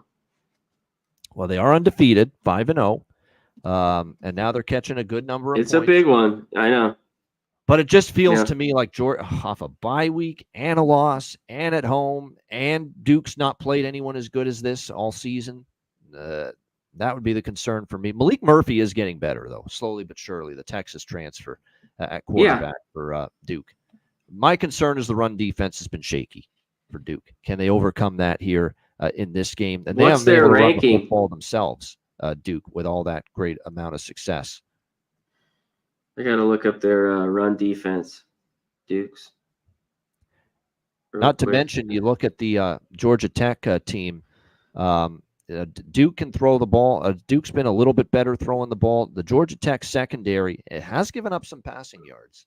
So this actually, I do lean over, actually, at looking upon this. Kind of feels like Georgia Tech can run it on Duke, and Duke can maybe throw it a little bit on Georgia Tech. So maybe the game can go over the total. I would lean that way, at least. Because the matchups based on the numbers I'm seeing right in front of me right now tell me Georgia Tech can have their strength on offense and have success with it, which is running it, and Duke might be able to throw it a little bit too against Georgia Tech. All right, Boston College and Virginia. Virginia 3-point home favorites, 50 the total here in this one. I mean, certainly when you look at the Virginia Cavaliers, they're coming off a beat down against Coastal Carolina. There's a lot of these games in the ACC where there's one team off a bye week catching the other team having played last week, and this is another one. Virginia's off a bye after that big win against Coastal, 43-24, back home against Boston College. Meanwhile, you look at BC, ugly stuff without Thomas Castellanos. We kind of expected it, but they sneak out, escape with a 21-20 win at home. Obviously, Grayson James, the Florida International transfer, a work in progress, not expecting to start. He was thrown in there because of the injury to Castellanos. Castellanos had 19 for 32, 1 for touchdown, 1 interception. Robichaux was kind of bottled up for most of that game running the football, but they found a way to win without Castellanos, and you got to give them all kinds of credit for that. He's still questionable, which means we might see Grayson James once again at quarterback, but again, it's week to week with him, Castellanos, so we're going to have to wait and see whether he's back for this one. If he's back, I mean, I still think Boston College could be the better team here. And I'm tempted to take 3 or more with Boston College, but I think I need Castellanos in there. I mean, I wasn't really impressed with Grayson James. It's kind of a weird game where Boston College, I think, is the much better defensive team. Virginia's defense still isn't that great, but Virginia might have the better offense, and they most certainly might have the better offense if Castellanos doesn't play with Calandria at quarterback here for Virginia. And I think he's definitely been solid at the quarterback spot for Virginia this year. So it's really going to be dependent on whether the BC Eagles get their quarterback returning as to how I bet this game. Because with Castellanos, I probably lean BC. Without him, I think it's going to be tough to back him. I'd lean Virginia. What do you think here, C-Mac? Yeah, I think it's all a question on that as well. Like, I know BC, he was ruled out, and of course, laying those points anyways. Western Kentucky was the good look. But I think, yeah, even with James, I mean, Castellanos, for me, I'd rather have him in too. Like, I don't think you should be laying more than 3 with Virginia. I know, BC's got even a better at home. defense. I think we can agree. And that's the appealing part of +3 or better to me with BC. I agree. I thought the win was solid, Virginia at Coastal. There, that 43-24 that they had, that was really, really good. Of course, before that, the Maryland loss. They came back, though, against Wake. This is kind of a tough one. It waits all on Castellanos. Yeah, I think still the defense is a little bit better with BC. If he's back, maybe this goes over, though. If Castellanos is healthy, I think this game could go over. Virginia's been a great over team. And they've been like money this year, dating back to last year. They were for me. And the last 2, they're 7-2-1. So if Castellanos in, maybe we can get over if this is right around the 49-50 mark. All right, next up, we've got Alabama and Vanderbilt. Alabama 23.5-point road favorites. The total here at 55.5 across the board. I love Kalen DeBoer. You guys know that. I think the world of this guy. I think it was an incredible hire. I don't think they're going to lose anything. I don't think they're going to lose any steam this program over the years with Kalen DeBoer. In fact, I would not be shocked in the least if there's a few more national championships coming Alabama's way in the next 5 to 10 years with Kalen DeBoer at the helm. But we know this ain't the greatest spot here for Alabama. Not even close. They're coming off the physical, emotional barn burner of the year, if you will, against Georgia. They're laying a hefty amount of points on the road here after just an absolute emotional game like that, where they have the huge start, raucous crowd going nuts at Bryant-Denny Stadium, and Georgia rolls all the way, ramps it up, and it roars all the way back to tie it and take the lead. And then Alabama responds the very next play with the game-winning touchdown, and then they get the stop at the end, the interception by Carson Beck. How about the job by that freshman corner who got toasted for a penalty on that drive and then comes back and gets the game-winning interception? Talk about growing up before your eyes. What a job. A big pressure cooker like that, and he picks off Beck in the end zone. And look, we already saw Vanderbilt go to Missouri in a bit of a flat spot for Missouri was that week, and they took them to overtime. Missed field goal for Vanderbilt. Otherwise, they might have won that game against Missouri. So I'm grabbing the points here with the commies. The Commodores here, plus 23.5, plus 24. Diego Pavia, a very experienced quarterback, and you can see the difference he's made. He's not making those stupid bonehead decisions and interceptions that Mike Wright and, God, you go on down the list and all these friggin' quarterbacks for Vanderbilt over the years, none of them have been any good. And Diego Pavia finally gives them a little stability at quarterback. This is a dangerous spot for Alabama. I don't think they lose, but I wouldn't be shocked if Vandy gives them a better game than the point spread indicates. C-Mac, what do you think here? Alabama, Vandy. Same. You know, like, I know Vandy's had some problems the last years. Alabama's kind of really kicked their ass. But Pavia, one thing, he's been able to move the ball. Like, the one mistake I made in that game, because everyone's got it over their team total except Missouri against Vanderbilt in that game, and they didn't. Even with the OT, the extra 10, and Vandy easily covered. But I liked them with the points there as well. And it was kind of the flat spot, like you mentioned, with them. Vandy off the bye at home. This is a little dangerous. Even I was thinking Vandy maybe first half. Look at their points in this game. And if you like Bama, maybe even first half money line with Vanderbilt. And then Alabama gets, they get their wake up call at halftime, and then they look like Alabama again. I could see that as well. Exactly. And one thing, like, I was a little impressed. I think it was maybe a little bit of both. Not that Vandy's defense took a step up, but Missouri just kind of messing around a little bit too in that one. Then that's what could happen here, because Vandy, their defense is still pretty bad. Yeah. I mean, when I saw like the Georgia State, some of these games, yards, Missouri and Georgia State, who beat Vanderbilt before that. I mean, they rolled Christian Bayer. I mean, my goodness, lit them up. I couldn't believe it.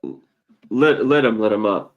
So, to me, you could go multiple ways in this game. I think you could go over, like, because does Bama go in here after that massive win and just shut them out, and where Vandy scores 10 and this stays under, like a 42-10? I don't know. I think Vandy could get some of theirs and maybe look early with them. I think they can hang around. Over. Both teams have been good to the over. I like the over too. I agree. 4-0 to the over this year. Vanderbilt, by the way. Every Vanderbilt game's gone over. Gone over. Now, it did need overtime to get over with Missouri, but still, it still went over. They got it done. Yeah. Pavia, have him running around. I think he can make enough plays. And that Alabama secondary, and it was on full display in the second half against Georgia. There's still some work to be done there. That's not. Oh yeah, super talented, but yeah, they'll be good. It's a lead for who they are. Yeah, exactly. Yeah, I think it's Vandy in the over for me in that game as well. All right, Purdue and Wisconsin. Wisconsin 13-point home favorites, 47 the total. So right away, I'm not taking Wisconsin. There's just no way. They're not a lay 13 with team, especially this year's Wisconsin with Braden Locke at quarterback. And that offense is, actually they played okay at times, but just terrible mistakes by Locke. And then they bogged down in the second half, couldn't really move the football against USC. And USC, they had a really sloppy, really poor first half on defense. But credit to Danton Lynn. They fixed it, and they really shut down Wisconsin in the second half. But that's not an offense or a quarterback I'm laying 13 with. However, Purdue is just completely disastrous right now. I mean, it's just a shit show. Ryan Walters looks over his head. This is not a well-coached football team. Every week they're not prepared. Every week they get completely out-coached at halftime. All the adjustments, and Matt, look, Nebraska didn't play a great first half against Purdue. But then after halftime, it tells you how bad this coach is, Ryan Walters, because Matt Rule coached the fucking pants off Ryan Walters in the second half. Did rings around him from an adjustment standpoint, because it was all Nebraska in the second half of that game. It was scoreless at halftime. They win the second half 28-10, and they end up winning that game. It was 28-3, and then they got a garbage, meaningless touchdown, Purdue, with about a minute to go. It was another rough game for Hudson Card. There's no run game to speak of. Ryan Walters, not only is he, I don't think a very good head coach, but now he's throwing his offensive coordinator under the bus. He fired Graham Harrell, his offensive coordinator, after that loss against Nebraska. So there's going to be a new play caller. He said he'd announce today who it would be. I haven't gotten around to looking at his interview yet, or his press conference, so we'll find out who's calling plays. We'll have to see. Are they going to go faster? Are they going to slow it down? What's this philosophy going to be on offense? Will they make a quarterback change, or are they going to go back to Hudson Card? Clearly, they don't have a lot of faith in the rest of the quarterback room at Purdue, because Hudson Card's been pretty rough, and yet they still have not made a change yet. They haven't gone to Ryan Brown, Marcus Davila, or Bennett Meredith, any of the other quarterbacks on the roster. I want to really take Purdue in this spot, especially now that they fired the OC. Maybe there's a 1 week bump, an uptick for their offense, because they made a change in the coaching staff on offense. I kind of want to find reasons to bet Purdue at this number and really fade Wisconsin coming back from the West Coast, laying a number like this. But I'm going to need to do more digging, because it's kind of a leap of faith right now to take Purdue. But at the same time, there's no such thing as Ian Cameron's getting there with laying minus 13 with Wisconsin this week. That's not happening. CMAC, Purdue, Wisconsin. Yeah, this was one of the tougher losses for me on the weekend, Babano, with Wisconsin up 21-10 at halftime against SC. SC dominates the third quarter, even the fourth, but it's 31-21. Pick six makes it 38-21, and SC covers. So if you had SC, you had to be for real good. Everything went your way, and Wisconsin just needed to score in the second half. Couldn't get it. As they moved the ball, they had a big touchdown pass early in that game from Locke to Anthony, but it didn't work out. One thing, this rivalry, Wisconsin's owned their ass, because I think about this every year. Whether it's at Purdue or at Wisconsin, just drubs them. I have to pull this up. They just kick their ass. Banana. Yeah, 10 straight, at least the last 10. These are all been beatdowns as well. A lot of these games gone over, and when these teams have had great defenses, Banana, in the past. So I think this total is a little light. Purdue doesn't have a good defense. I thought Nebraska didn't play well last week, and you mentioned Hudson Card wasn't good, but they gave up, I remember, Notre Dame talked about how this offense isn't maybe great, put up 66 on them. So Oregon State 38. I think it's Wisconsin wins. I just think you take the over in this game. Maybe Purdue. The thing is, I don't know. I got to look at Wisconsin's defense a little bit more when I go through this game deeper. How really good are they? I think they're all right. I mean, Alabama took it to them, but I don't think they're great. They have a decent secondary. So, yeah, give me the over in this game. All right. You know what? I might get there with it, too. I want to see if Purdue maybe plays a little faster with the new OC, whoever it is, whether it's Ryan Walters or whether it's someone else on the staff. That works. Whatever it takes. I don't give a shit. Yeah, the new OC. I think. And even if they don't speed things up, you've seen it before. Fired OC, and then the next game, you either want to bet that team or bet the over, because they're going to show some kind of one-game bump offensively with the OC change. Yep. These teams suck at ATS too. Purdue's 1-3, and Wisconsin's 0-4 after last week. Wow. Right. Tough.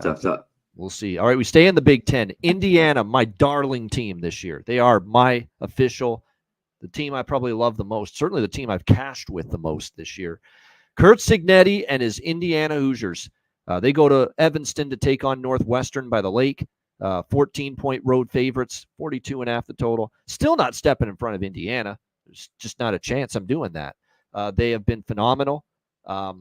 Curtis Rourke in the offense, they're lighting it up every week. They've got balance. They can run it. Their defense is not quite as good, but it's been good enough in a lot of these games. And look, they struggled with Maryland early in that game. But what I like about Cignetti's bunch is that they figured it out. They made some adjustments. And then as that game went on, it was basically score for score in that Maryland-Indiana game for about 2.5 quarters. And then Indiana was the team that made the stops, not Maryland. And that ended up being the difference. They got their stops. Maryland still couldn't stop Curtis Rourke and the Indiana offense. But I love it. What I'm seeing, 359 passing yards. You know what's you want to know how good Indiana is right now? They won that game 42-28 against Maryland last week. Do you know that they were -4 turnover margin against Maryland? -4 in turnovers for that Indiana team last week against Maryland. And they still won and covered without much of a sweat down the stretch. Yeah, it was back and forth early, but in that fourth quarter, someone holding an Indiana -7 ticket, you weren't sweating in the fourth quarter, especially once that game got to 35 and then 42-21.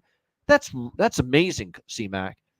42-28, you were -4 in turnovers, Indiana, against Maryland, and they still won by 14. Yeah, you bet against this team at your own risk right now. I'm sure as fuck not doing it. And I'm definitely not doing it with this Northwestern offense. I don't care who they put in there at this point. Mike Wright, Jack Losh, who was terrible against Washington in the last game. They are a broken offense. They are just not very good offensive team. They scored 20 against Duke. They scored 13 against Miami O in their first game. And then the last 2 weeks, 31 against Eastern Illinois, nothing to write home about. And then they scored just 5, I should say, against Washington last week. The concern for Northwestern is if they give up points to Rourke and this Hoosiers offense, they're scoring on everybody. There's no backdoor potential here because Northwestern's offense is just that putrid right now. So I don't think it's a great bargain. For the first time all year, I can say I don't know if this is a bargain with Indiana. So for the first time this year, I'm not so sure I'll bet Indiana. But I can tell you right now, I will definitely not be on Northwestern. Not a chance. Not a chance with Indiana. Again, 5-0 straight up. And they are 4-1 against the spread, but that was a very, very close point spread loss to Florida International in the opener, and they still won that game by 24. Indiana or pass. Yeah. This might be the first week, though, I pass on betting Indiana rather than taking them. C-Mac, what do you think? Yeah, Saint, this is just a weird, tricky game. You mentioned them to win and cover with the 4 turnovers. It was just huge. The offense has been really good. I still think, but this is who they're playing though. They're scared, Maryland, Charlotte, UCLA, Western Illinois. But hey, they look really good and convincing in these games. I think they win here. Do they cover? I'd lean that way. Northwestern can't move the ball. This team can't do anything. I think Washington's defense is all right, but I mean, scored 5 points, in that game. The quarterback play is just nowhere to be seen. This to me, close. I know it's the 2 touchdowns, a little more. I like that, but on the other side, Indiana's been an over team. If they score 30 again, maybe look to their team total. Because I don't know, Northwestern, I was going to say, I don't know if they score more on the touchdown. It might not get over, man, even with this low total in this game. So I just have I have nothing on this one this week. Yeah, I already don't like the OC announcement there, John Z. Jason Simmons, who has been a high school coach and Miami O running back coach last year, but mostly a high school coach, and he's going to be the OC now. First year as an analyst for Purdue. This guy doesn't know what he's doing. Yeah. I'm sorry. Ryan Walters has zero clue what he's doing. He can't adjust. He can't get his team prepared to play. He's going to be out on his keister after this year. He's got to be. You got to do something better here. This Probably. is bad. Yeah. I know. Look, and I don't want to hear he's young. Look at all these coaches that are young and thriving in college and NFL football. This isn't a matter of the young thing's horrible. Come on. Yeah. Come on. He's just not very good. Come on. He's just not. He was a good DC in Illinois a couple of years ago, believe it or not, under Bielema, but he's just not a very good head coach. He's not. Yeah. Some guys are better coordinators than coaches. It's looking like that for Ryan Walters right now. Maybe Indiana first half. All he needs is a touchdown. Like a little more than that. Like Billy put in the chat. So. All right. Next up, we've got Kansas and Arizona State. Sun Devils, 3-point home favorites, 50 the total. For the first time in the Lance Leipold era, we got problems. The honeymoon's over. At least this year it is. Yeah. Yeah. There's definitely not as they're not as good this year. We've seen enough now to Kansas, and Jalen Daniels has regressed big time. I mean, this guy has really fallen off quite a bit. Now, I know he's been banged up a bit, but he has not recaptured the form we saw last year, 2 years ago. They're still 0-4, 5 now, 0-5 against the spread. Kansas coming into this game, and just the one win on the year, which was against Lindenwood in their opener, and they didn't cover that game. And then lost at Illinois, lost to UNLV, lost at West Virginia, where that was a brutal loss against West Virginia. Brutal. They had that game. And then after the lightning delay, they blew it in the fourth quarter. And they didn't recover from that loss because they got scorched. They got absolutely torched on defense by TCU and Josh Hoover last week. I like ASU here. And anything, as long as this stays around 3, I like the Sun Devils here. ASU, they are getting better. Kenny Dillingham's doing a nice job. I know they're coming off a couple of setbacks on the road against Texas. Well, they beat Texas State, but then they lost to Texas Tech after that. Now they're back home in Tempe, where they got big home wins against Wyoming and Mississippi State. Now we're finding out Mississippi State and Wyoming are pretty bad. Okay, that you do have to factor that in. But I don't know. I see one team going in this direction, ASU, and I see another team going the other way. I like ASU here. Anything around a -3, home favorite. And I like Sam Leavitt, their quarterback, and Scadaboo running the football. Should be able to have some success here for ASU on the ground. I think this Kansas run defense, too, has been a little shaky, if I'm not mistaken. I'm looking at the numbers. Not great.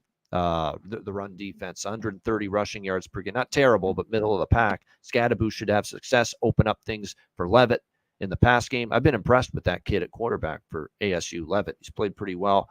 Yeah, I'm looking at ASU here as long as it stays around -3. CMAC, what do you think? We got into a little earlier. Kansas, the blown game in West Virginia last week, 28-27. Just lose it. Daniels just doesn't look right. The same type guy. I thought that's why they'd win that game was defense, and they got some turnovers versus Hoover. But they didn't. I thought they'd run the ball way more successfully than they did against that shitty TCU defense. And that didn't happen. And just this team's not been good in the second half, especially the fourth quarter. And that's not good. I do not want teams. I had faded them twice, but man, this team's 0-5 ATS. Yep. Can't close. And I thought if they're ever this last week against a bad TCU defense, they just win the football game. No way. I learned my lesson. I can't take them at all. You know what's weird? These teams all have gone over basically this number. I know the Illinois game and UNLV, but this Kansas defense hasn't looked good the last couple of weeks. I think this total is a little light. Arizona State has gone over all this number, 50.5 in all their games, Bavano. And the Texas Tech game would have flew over. It was just all field goals. The teams got kind of some stops inside the 20 and 30. Yes. That game would have had 75 points. I mean, they just were moving it, just not enough efficiency in the red zone. Yeah, in the red zone, they were just going up and down. I thought this total, it's a little strange. I'm going to look into a little bit more, but like under the 51 here, this number 50, I'm leaning to this over. I'm looking to take it. And yeah, I can't back Kansas. I got to see it to believe it. You know, is it going to happen this week on the road? Sometimes it takes the team to go on the road and do it, but they have shown nothing to make me want to back them. Nothing. I caught it last week. Yeah, bad fourth quarters, TCU, and especially the West Virginia and the UNLV game, you know, that they lost. Those were just all three last week. Yeah. Yep. Yeah. All these games have been over. Yep. Finding a way to lose and being in a price range like this where you almost have to win the game to cover, that's not where I want to bet you. Let's put it that way. All right, here's an interesting spot. ACC, Miami making their first trip to the West Coast for an ACC game against Cal. The Golden Bears, Miami, 12.5-point road favorites, 55 the total in this game. Crazy game, obviously, with Virginia Tech last Friday night. There was that game that Mario Cristobal always has. You're rolling along, and then you probably could have lost, maybe should have lost, and they did at least. He's made progress at least, Mario Cristobal. He definitely loses that game last year, but this time they found a way to win. Here's the thing with the Hail Mary at the end. It never should have been called a touchdown. It clearly wasn't. Yeah, that was a little mistake. They went too quick. But here's the thing. They called it touchdown on the field. I'm not certain there was visual evidence, full visual evidence on the replays to overturn what you called on the field. I can understand why Virginia Tech's upset that way, but it never should have been called a touchdown. But the thing is, I don't know if the visual evidence was there 1,000% to overturn it. So the way I see it is, yes, they did make the right call, but it's still a little sketchy whether there was 1,000% evidence to overturn that, even though it looked pretty much like we figured it was not a catch in the end zone. But Miami, with that crazy ending, survives. And for the first time this year, they don't cover a number. And, this is a tricky travel spot. You're going all the way to Berkeley. Can Cal hang with the speed of Miami, especially on offense? Okay, that's the big concern I have here with Cal. And I know Justin Wilcox, pretty good defensive coach. He's had some decent defenses in the past. And we've seen Cal this year shut down Auburn, shut down Florida. Now, they lost to Florida State, but their defense still played pretty well. But the problem is their offense struggled against Florida State. And Fernando Mendoza is probably going to have to put up some points here. And Jaden Ott's going to have success running the football. They're going to need something from their offense. And they're down a couple receivers maybe. Tobias Merriweather, Kyon Grays, two of their best receivers may not play here for Cal. That defense is going to have to show up, because if you get behind, is your offense going to be able to do enough to get you back through the back door and get you back into the game is the question. I haven't moved on this game yet, but after what I saw from Miami last week, and let's keep in mind with Miami too, the Florida win's not looking as good. South Florida, who they trampled 50-15, got roasted by Tulane. So even that South Florida beatdown for Miami doesn't look nearly as good. So this is not an easy travel spot. I'm kind of leaning situationally to the Cal side. The question is, do they match up well enough, and can they handle the Miami speed? Restrepo, the receivers, and the rest of the receivers. Yeah. Can they handle the offensive line? Can they get enough pressure on Cam Ward, which Virginia Tech was able to do at times last week? Can Cal get that same pressure? That's the question. I'm leaning Cal, but I'm not thrilled about it. C-Mac, what do you think?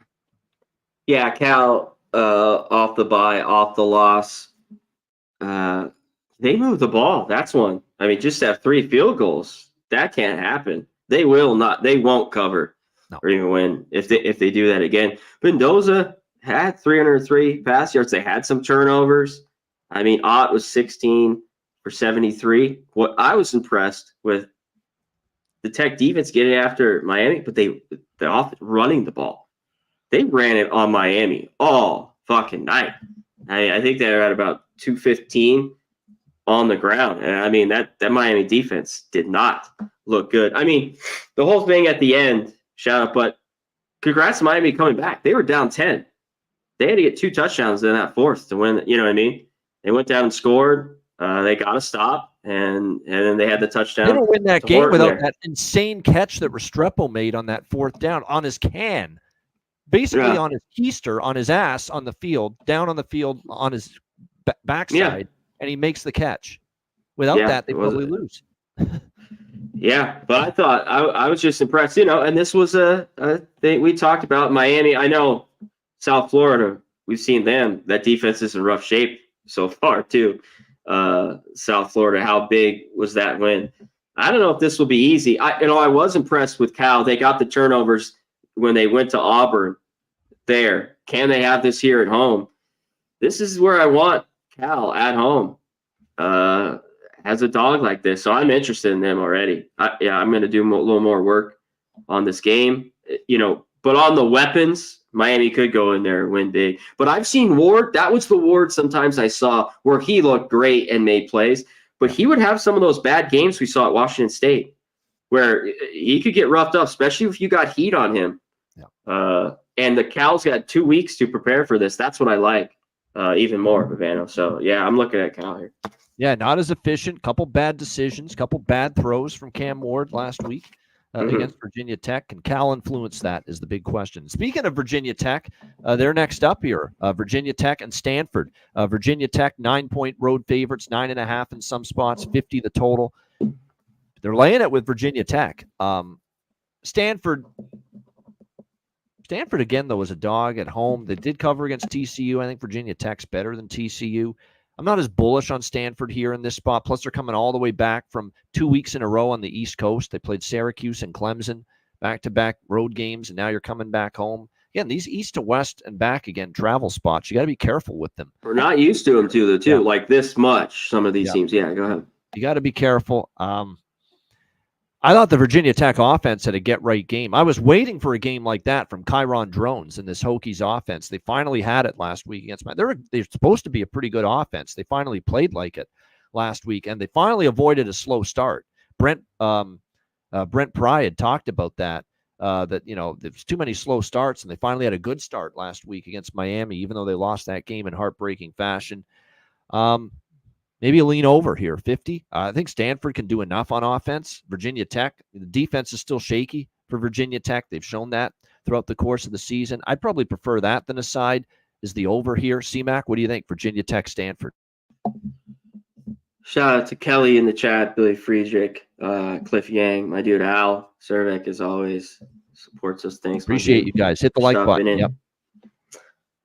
I thought this is a little light too. As we saw last week, like Stanford, sometimes that offense just struggles. Daniel struggles with interceptions, with turnovers. Week, even with just a total of 50, we're fucked because they can't turn it over 2-3 times in the red zone, either turnover or stopped on fourth downs. We're in trouble. Or stopped on downs, missed field goals. I've seen it dating back to last year, which kind of would make me on a when I want an over with them because the defense still is bad.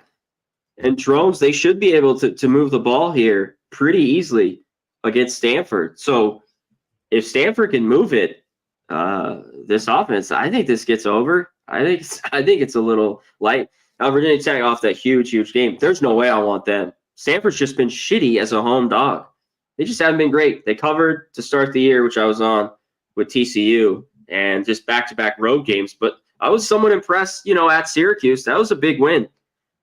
But man, and Daniels played great. But then I thought that was a shit spot right at Clemson, and they kind of get beat up. I'm interested in Stanford here a little bit, just where they haven't been great lately as a dog. And again, I think 50's just a little light in this game. No doubt. I'm with you there. I'm a little surprised there's been that much over money. Just want to take a pause before we get to our next game because it's baseball, but the Mets and Braves has gone Coco Loco here. This was 3-0 Atlanta going into the top of the 8th. They look like they're in the catbird seat, the driver's seat to clinch the playoff spot in the first game of this doubleheader. The Mets have unloaded on this Braves bullpen for 6 runs in the top of the 8th inning, and it is now 6-3 Mets, top of the 8th. And now they're in the driver's seat to clinch the playoff spot and put Atlanta in a position where they'd have to win the second game to get in. Bullpen just implodes. Schwellenbach just pitches a gem. 7 innings, 4 hits. What happened to Raisel Iglesias, man? That guy was like a great closer with the Reds years ago, and he's just been a disaster for the last. Not consistent anyway. Not reliable. Not reliable at all. Not reliable. No. So what a turnaround there in the ATL. All right, Texas Tech and Arizona. We've got Arizona 6-point home favorite, 63.5 the total here in this game. I hate to be a broken record, but Texas Tech's not a team I'm running to bet unders with, CMAC. It's an offense that's pretty damn good, but it's a defense that's still pretty damn shaky when you look at Texas Tech. But Baron Morton, when he's on, man, that's the thing. He's going to have those clunkers every now and then where it's like, what the fuck's happened here, Baron Morton? But then he has those games like he's had the last couple against Arizona State and Cincinnati where he's just lighting it up. 30 and 44 points, 66 as well against North Texas. Very, very impressive with Texas Tech. But a lot of home cooking. Now you're going on the road, and the only road game you've had, you got crushed by Washington State by 21. So I'm not ready to trust Texas Tech away from Lubbock just yet, especially with that defense still leaky.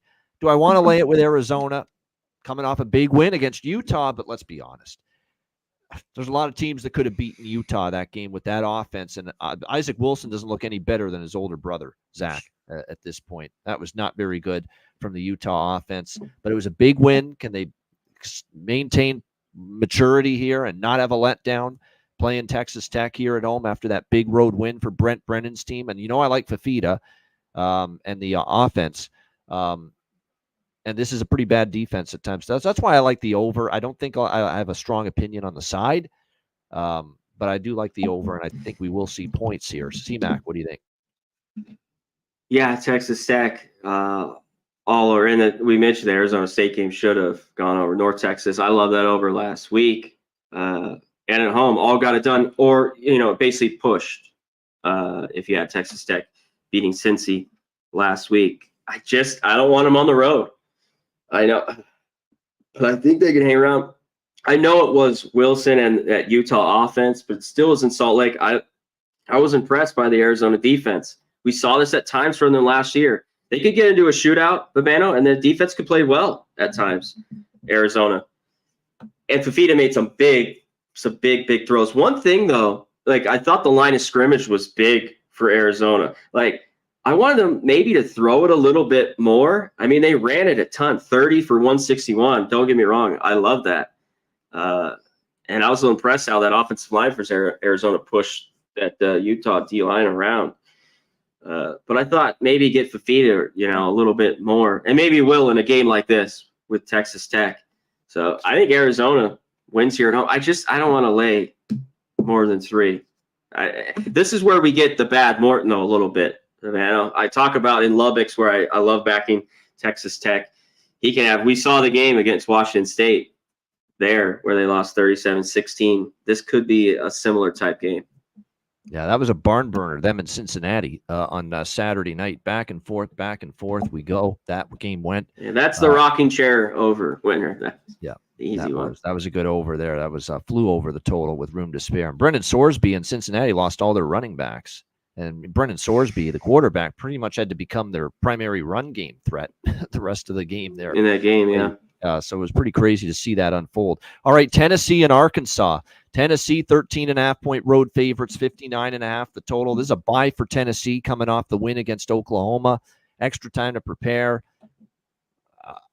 Arkansas now, that's the two good teams they've played, they've lost. 39-31 to Oklahoma State, 21-17 to A&M, but they did cover as dogs in both of those games, and they are a perfect 3-0 ATS as dogs. 3 of their 4-point spread covers have been as an underdog so far this season. Do they hang around here? But this is a pretty monster step up. With all due respect to A&M, with all due respect to Oklahoma State, Tennessee is like one of the elite of the elites so far with the way they played this year. That win against Oklahoma, by the way, 25-15. They were up 25-9. It was a late touchdown when Hawkins came into the game and replaced Jackson Arnold. And, at quarterback, it was still pretty much dominance. And look, we know Tennessee has a scary offense with Nico Iamaleava. I think we're finding out their defense is pretty damn good. This is probably one of the better defenses that Tennessee's had in the last couple of seasons. But boy, Arkansas has just had that knack of being decent, pretty solid in this role. 3-0 ATS as a dog this year. It just feels to me like they are punching a little above their weight class in this game against Tennessee. And Tennessee off a bye, too. This is one where I don't have a strong feel for it. And let's be honest. Tennessee's 5-0 straight up. 5-0 against the spread this 4-0, I should say. 4-0 straight up, 4-0 against the spread this season. They've covered every number. I don't bet against teams that are still perfect ATS at this stage. I either bet them or I pass. C-Mac, what do you think here? Tennessee, Arkansas. Yeah, what do we get here? I mean, like Tennessee, all the numbers show the defense is amazing. Who have they played except for the Oklahoma game, and they're off the bye. Taylor Green is still not it as a pocket passer, by the way. Let's get to him. I mean, it showed like at times he was okay. He threw a pick. They had 3 fumbles. They lost 2 of them. That was enough. That shot him right in the foot. Yep. They could have won that game. The game went under, which I like, and they covered against A&M. But and I'm a little bit. This has traditionally not been the best place for Tennessee to go versus Arkansas. So I don't know. I'd watch out. Everyone, I know they're off the bye, and this could be a gettable game where they win big. But and Green's kind of the factor here for me too. Do you want to back in? 54% completions, 5 touchdowns, 5 interceptions for Taylor Green this year. That's not going to cut it. It's not going to get. Yeah, it's not going to get it done. Yeah, Nico's looked very, and he was very he was just workman like what he had to do in that Oklahoma game. Where the other games real flashy, where they beat up Kent State and NC State. Man, this one I want to look at a little bit more. throughout the week. And did the defense come to play? Is this game, maybe we get an under? Is this too high? Or we're going to maybe get kind of like points in a shootout here, Urbana, with this right around 60? That's going to be the interesting What do you part. think? Oh, yeah. You're going to get tempo because Arkansas plays, decent tempo with Petrino now calling the plays. And, Tennessee's as fast as it gets. So tempo-wise, it says over. But same with the A&M game. That should have went over the total with just better execution and finishing drives from Arkansas, and they couldn't do it. They did move the ball well. In that Is game. pace going to trump? There's pace. The pace is going to be there. Is the efficiency going to be there? Especially from Arkansas on offense, is the efficiency. That's my one concern about the over. But I don't want to bet under because I think the pace is an over pace in this game. All right, next up we've got Baylor and Iowa State. Iowa State 13.5-point home favorites, 46 the total. So I thought, obviously watching the way the BYU Baylor game started last week, you think they are just hung over from the Colorado loss still in Boulder the week before. But I'll give them credit. They didn't quit. I was looking to see if maybe they'd quit in that game when they got behind so big, but they didn't.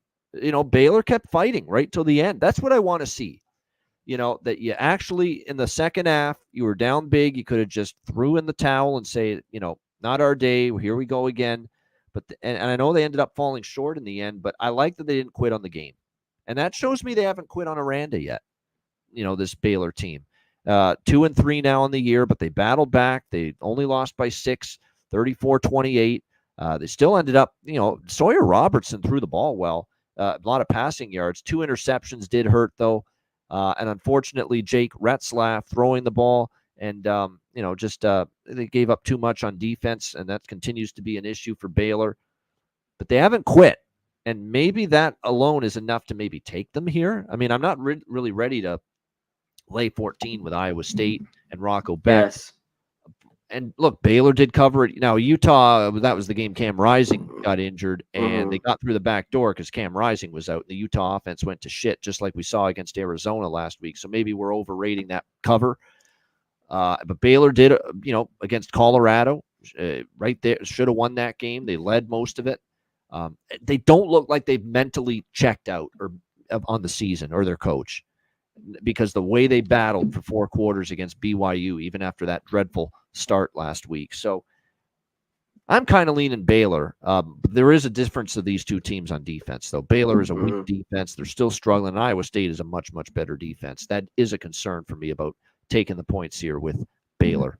C-Mac, what do you think here? It does. Iowa State does have the better defense here. Baylor, I didn't think there'd be that many points in that BYU. I thought there could be, but not that many. I think Baylor's defense, they're not awful. Right when I went to this game, I lean under here right away in this one. And yes, at 14, 2 touchdowns, Baylor. Here, this is right where everyone's Iowa State. They're loving them. They love how they're these wins. Houston can't score a rock. A team that got shut out the week before too. So calm down. Yeah, right. And they beat up on Arkansas State, and that was a great win against Iowa. Yeah, for them to come. They broke a few big plays in that third quarter and got the job done. This offense still isn't great at all. Yeah. So not only I like the under, 2 touchdowns, Baylor, this classic game between the two that's tied. Very interesting Big 12 game as we stay in this conference with this next one. West Virginia and Oklahoma State. Cowboys 4-point home favorites, 65.5 the total. So this is we're at a crossroads now with Oklahoma State. You lost that first game against Utah.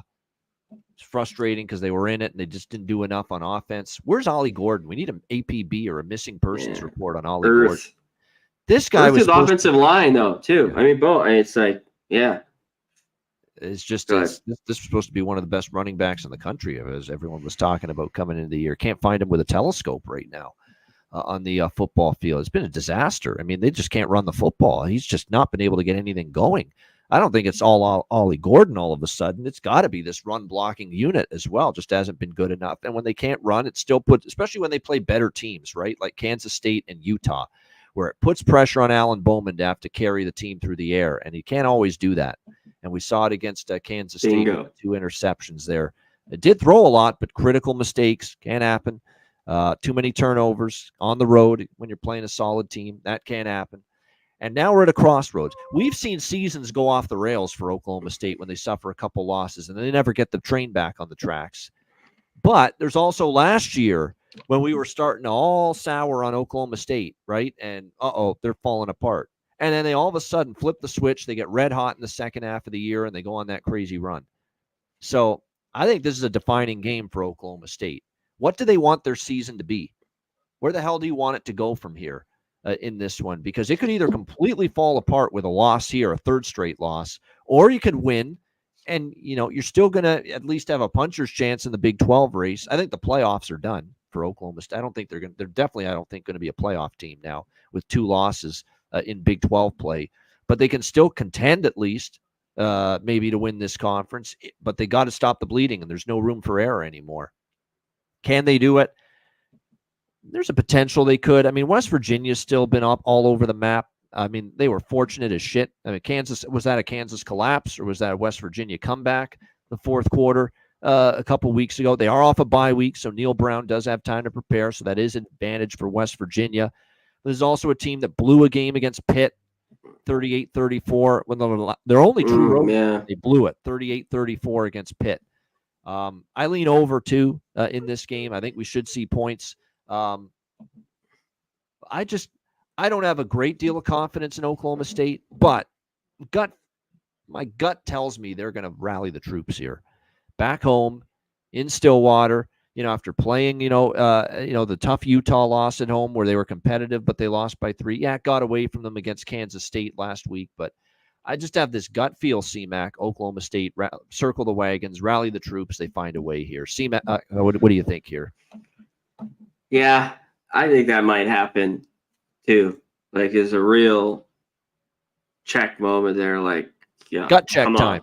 You can't, just like, I think they could win this game by like a touchdown or more. It's like, do you want to lay that after that performance? And they put a ton on Bowman. And he's 26 of 50, and he finally threw those picks. One thing though, the secondary broke down. They were making Johnson look unbelievable there in that second, third quarter. Giddens had a big run as well. He had a big day. But 259 through the air for Avery Johnson. That's concerning because the one thing with Garrett Green, he can chuck the rock a little bit for West Virginia. Yeah. Oh, for sure. So there should be points. That's why this total's high. Does it get there? I'm not so sure. It might. I just think it's a little high, this total. But I definitely do think we get points in this one. One thing about K-State I'll get to, this team, they came from mine. They're a good second half team. Like, they definitely make adjustments, and they did again and won that second half. But yeah, tough for me. I think Oklahoma State wins this game. I lean to lay it. I looking at West Virginia, how much was that? You mentioned the Kansas just blow it. They did blow it against Pitt. You know what I mean? One thing, they've been able to move the ball though. And looking at Oklahoma State's defense, they should have some success here.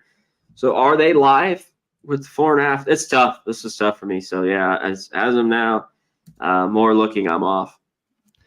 All right, good one, really good one coming up. Missouri and Texas A&M in the SEC. Aggies 2-point home favorites at Kyle Field, College Station, 48.5 the total here in this game. Great game. I don't know. Last time I remember, we were here with A&M for a big home game early in the season, first game against Notre Dame, and they just got outplayed in the second half. The offense struggled, and they lose that game. This is probably their biggest home game since then. They've got the job done, and they've won every game since that Notre Dame loss, but they're still only just 1-4 against the spread, and still a work in progress with Marcel Reed. He's got good athleticism, can run around. He's still developing as a passer.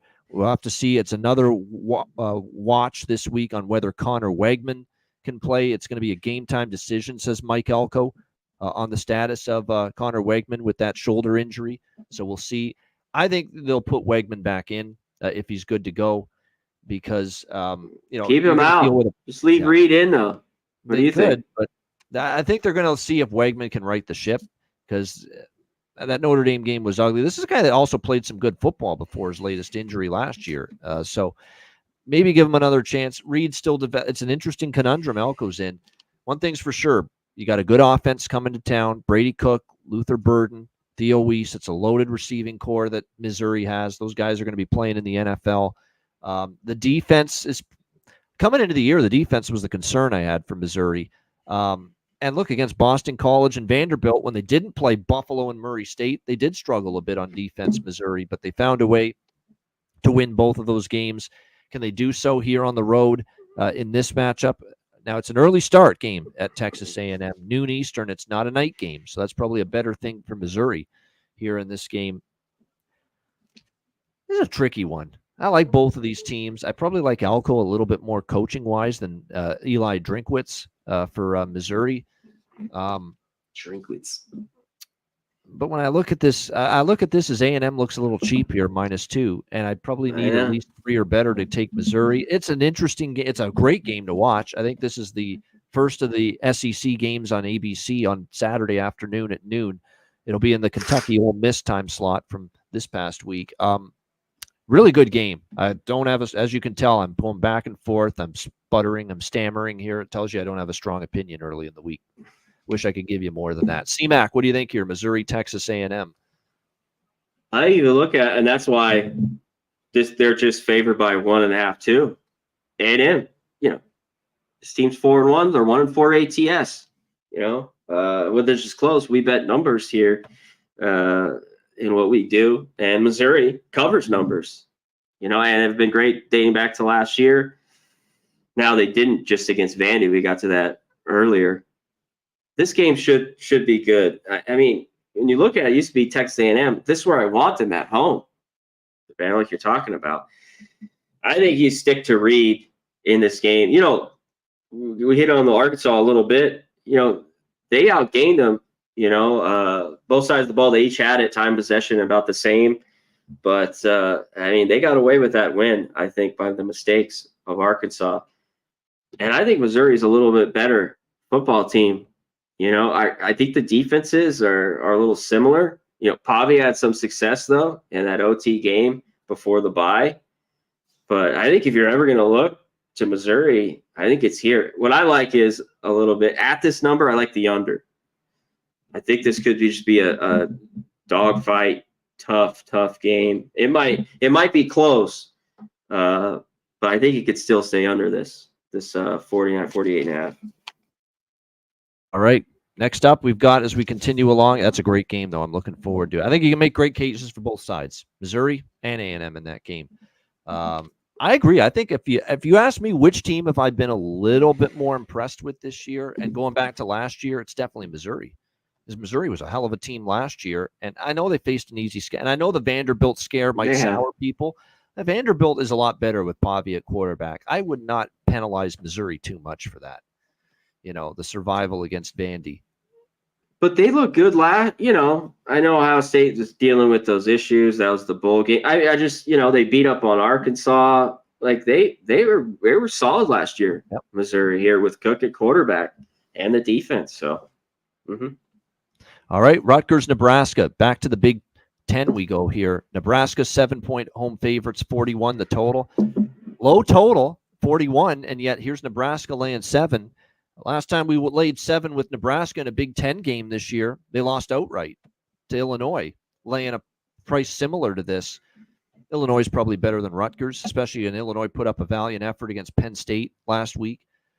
But yeah, Nebraska, and look, Nebraska to me, the spot to bet them was last week. They're off that loss. Purdue's miserable. You can go on the road and probably whoop them, and that's exactly what they did. Now you're back home, and this Rutgers team's as feisty and plucky as all get out. They just find a way. It was an ugly ass, and it was ugly because they got outgained big time. They gave up 500 yards to Washington. That does concern me for Rutgers. You got to shore that up, or else you're not going to win here in Lincoln against Dylan Raiola and this Nebraska team. You got to shore up that defense a little bit, but they were opportunistic. They forced some not turnovers, but stops on 4th down. Bad night in the kicking game for Grady Gross for Washington. He missed a couple of key kicks, and they just uglied their way to a victory, Rutgers, even though they got significantly outgained in the box score against Washington. I'm still not a Kaliakmanis guy. The Greek Stallion is not doing it for me still at quarterback for Rutgers. That leaves a lot to be desired. But there is a feisty bunch. They've been decent in the dog roll under Schiano the last few years. So I'm giving a mild lean to Rutgers, but they're not going to be able to pull that Houdini smoke and mirrors job at home against Washington this week on the road if they don't shore up the defense. It's going to have to play better, or else they're going to have a hard time staying within one score. C-Mac, what do you think? Yeah, Kaliakmanis wasn't great. I mean, worked like 14 to 24, 115 a touchdown. They ran the ball all right, about 175. But Washington, talk about just not getting it done. The missed field goals, how that game stayed under is insane. I mean, they ran it for over 200. Rogers had 314 passing. I mean, you got to feel good, Rutgers, to win that game and stay under. Rutgers is feisty. I kind of like them too. This total is low. I get it. But the Rutgers defense needs to be a little bit better. Can Raiola take advantage here? Against Purdue, I thought they were all right. They had a big fourth quarter. I mean, that's where they got all their points. That game was 7-3? That was like the most boring snooze fest. Teams were doing anything throughout that whole game and busted a big plays. This is a game I think Nebraska wins at home. But you're not catch me laying that with them. I think it's Rutgers or nothing. Wow. No doubt. I think it's going to be an interesting one there. You're right. The battle in the trenches is significant. Mets and Braves is going nuts. Remember I said it was 6-3 Mets?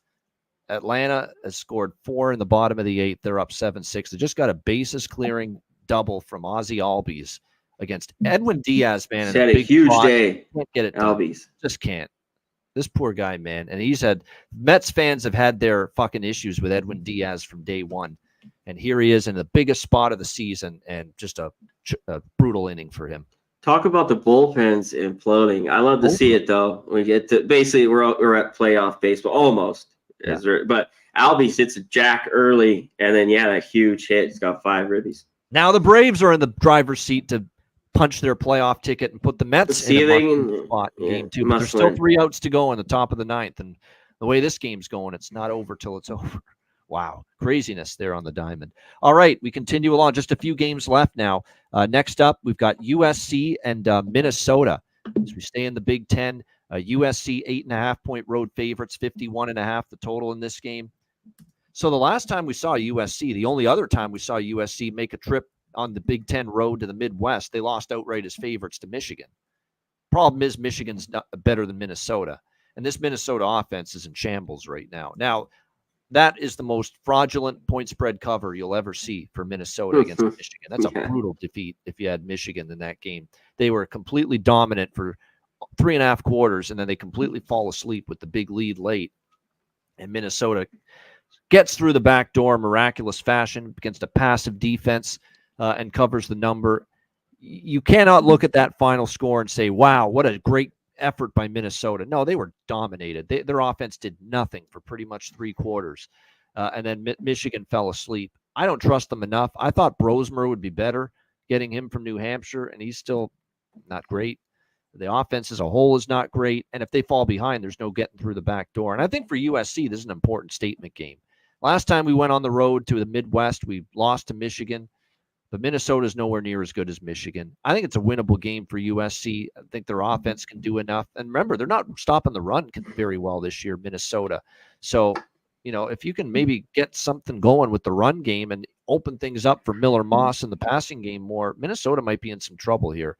I haven't laid it with USC yet, but I'd prefer that side than Minnesota right now.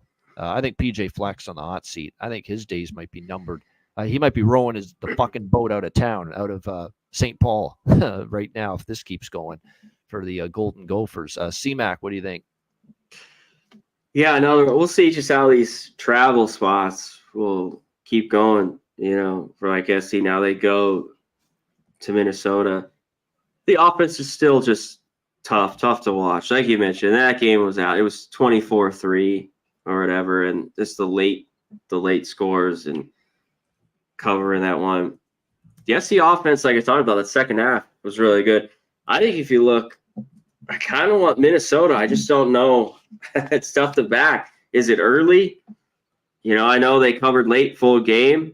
I think their defense could do okay in this game, but they haven't been great, like you talked about.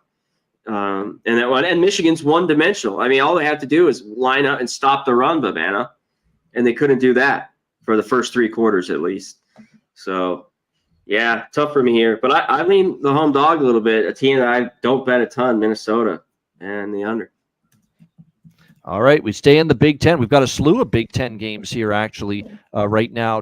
Actually, all the games remaining. We've only got 3 games left. They're all Big Ten games, including that one we just talked about. So it's a Big Ten finish to the show, hitting the books this week. Michigan and Washington. We've got Washington 2.5-point home favorites, 41 the total in this game. I'll give Michigan credit. I mean, look, really tough beat if you had Michigan laying the points. They were the right side. That was just a complete, they fell asleep. Minnesota took advantage late for Minnesota to cover that number. Michigan was definitely the better team in that game. Nevertheless, I'm still impressed with Michigan last week. They finally got that offense, finally got a little bit going, at least in the passing game, in that 27-24 win against Minnesota. At least Orji connected on a few passes. It's still very run-heavy with Kalel Mullings and Donovan Edwards. And the good news is Colston Loveland still leads them at receiver every week. He's always got the most yards, the most receptions. They're still not getting a ton from their receiving core right now. So can they go on the road? And Washington's defense can be pretty solid at times. We'll see. Man, I just don't think very highly, though, of Washington, C-Mac. And maybe in time, Jed Fish is going to have this program where, back to the heights that Kalen DeBoer had it. But Will Rogers and the offense hasn't been consistent enough. The defense got gashed at times by Rutgers. I mean, Rutgers isn't a prolific passing game, and yet they couldn't stop Monangai in the run game enough in that loss to Rutgers last Friday night, Washington. I'm not impressed with, I put it this way, I'm not impressed with Washington. I actually lean Michigan. It's a tough trip. It's their first trip out west now. Rematch, national championship. National championship rematch, yes. But how many of those players are still there? Yes, of course, but still throwing it out. Yeah, of course. I don't think I bet the game, but I'm not impressed enough with Washington to lay points with them as a favorite. C-Mac, what do you think? I lean under as well in this game, definitely. I do too. I mean, even here at the 40-41, we've seen with Washington in their games. I know it was Northwestern, but the Washington State, they just haven't been able to punch it in. This team can't get it in. And that's why, even at 40, I lean under here. We saw the struggle last week with the yards we just talked about with Rutgers. Beat Northwestern, but that wasn't great. And the mistakes in that Washington State game, multiple points in the game, especially at the end, where, they couldn't get it in.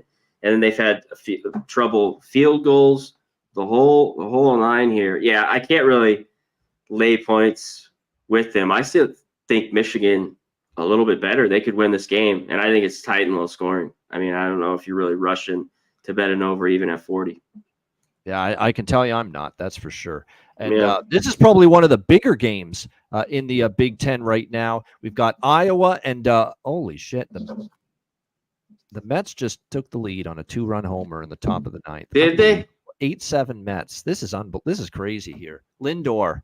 Oh boy, earning his money. Wow, 2-run bomb. Lindor to center.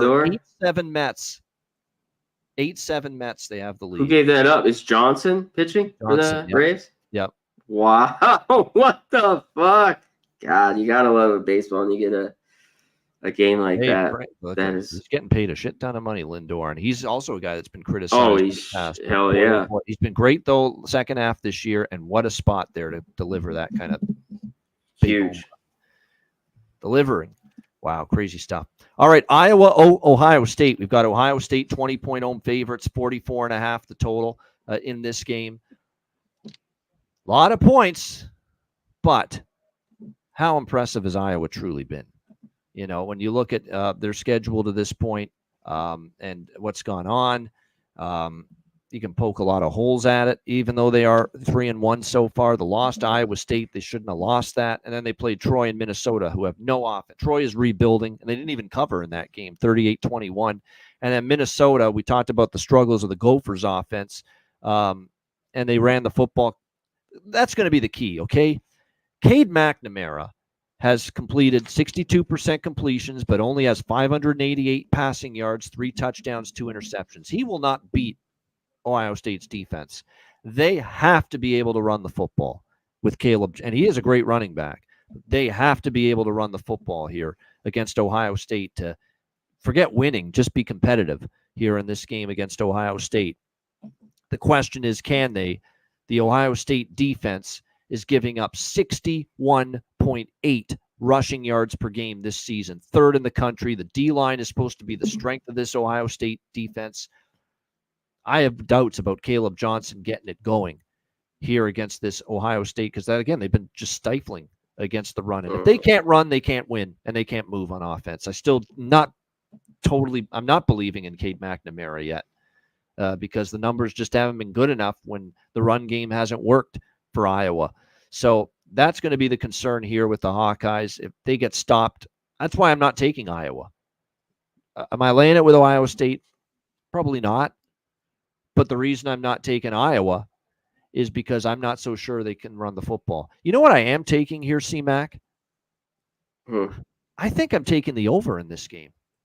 Yeah, I said it with an Iowa game. These teams go over. Iowa's defense, I was going to get to, it hasn't been like a typical Iowa defense so far. Yeah. Series history. Now, I know to the back over many years, but I know they played most recently 2 years ago. It was 54-10. Like, that's the one thing. Ohio State has been able to shred Iowa's defense. Doesn't matter how good the Iowa defense has been. And you can argue that in 2022, Iowa's defense was better then than it is now. So I think Will Howard and Travion Anderson and their freshman stud receiver, Jeremiah Smith, can do some damage here at home against Iowa. And look, even if Iowa does nothing on offense, we could get 30s from Ohio State. We get a pick 6 from McNamara, which is very possible. And turnovers give Ohio State short fields. That helps the over. And look, 4-0 to the over. Iowa's offense is definitely Iowa's been over. Yeah. Iowa's offense is better this year than last year, which isn't saying much. But as a result of it, their totals have been totally deflated and devalued. 4-0 to the over. All the totals were in the 30s. Now, this one is in the 40s. This one is 44.5. So this is a little higher.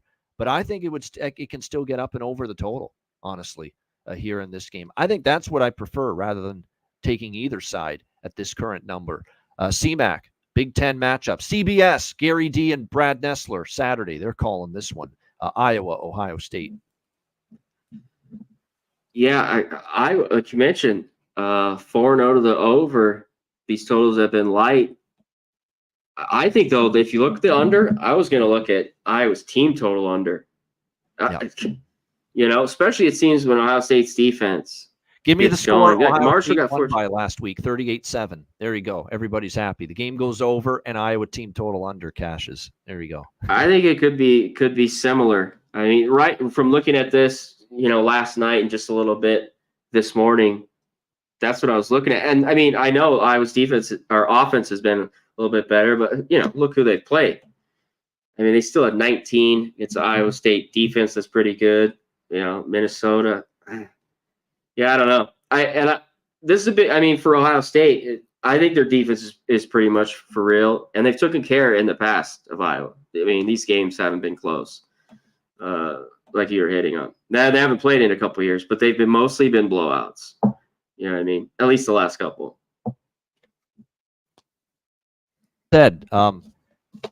Sometimes I've just seen too much with Iowa over the years against Ohio State and Michigan. You get sucked into maybe wanting to take all the points you get with Iowa, and you get eviscerated against the teams like Michigan, Ohio State.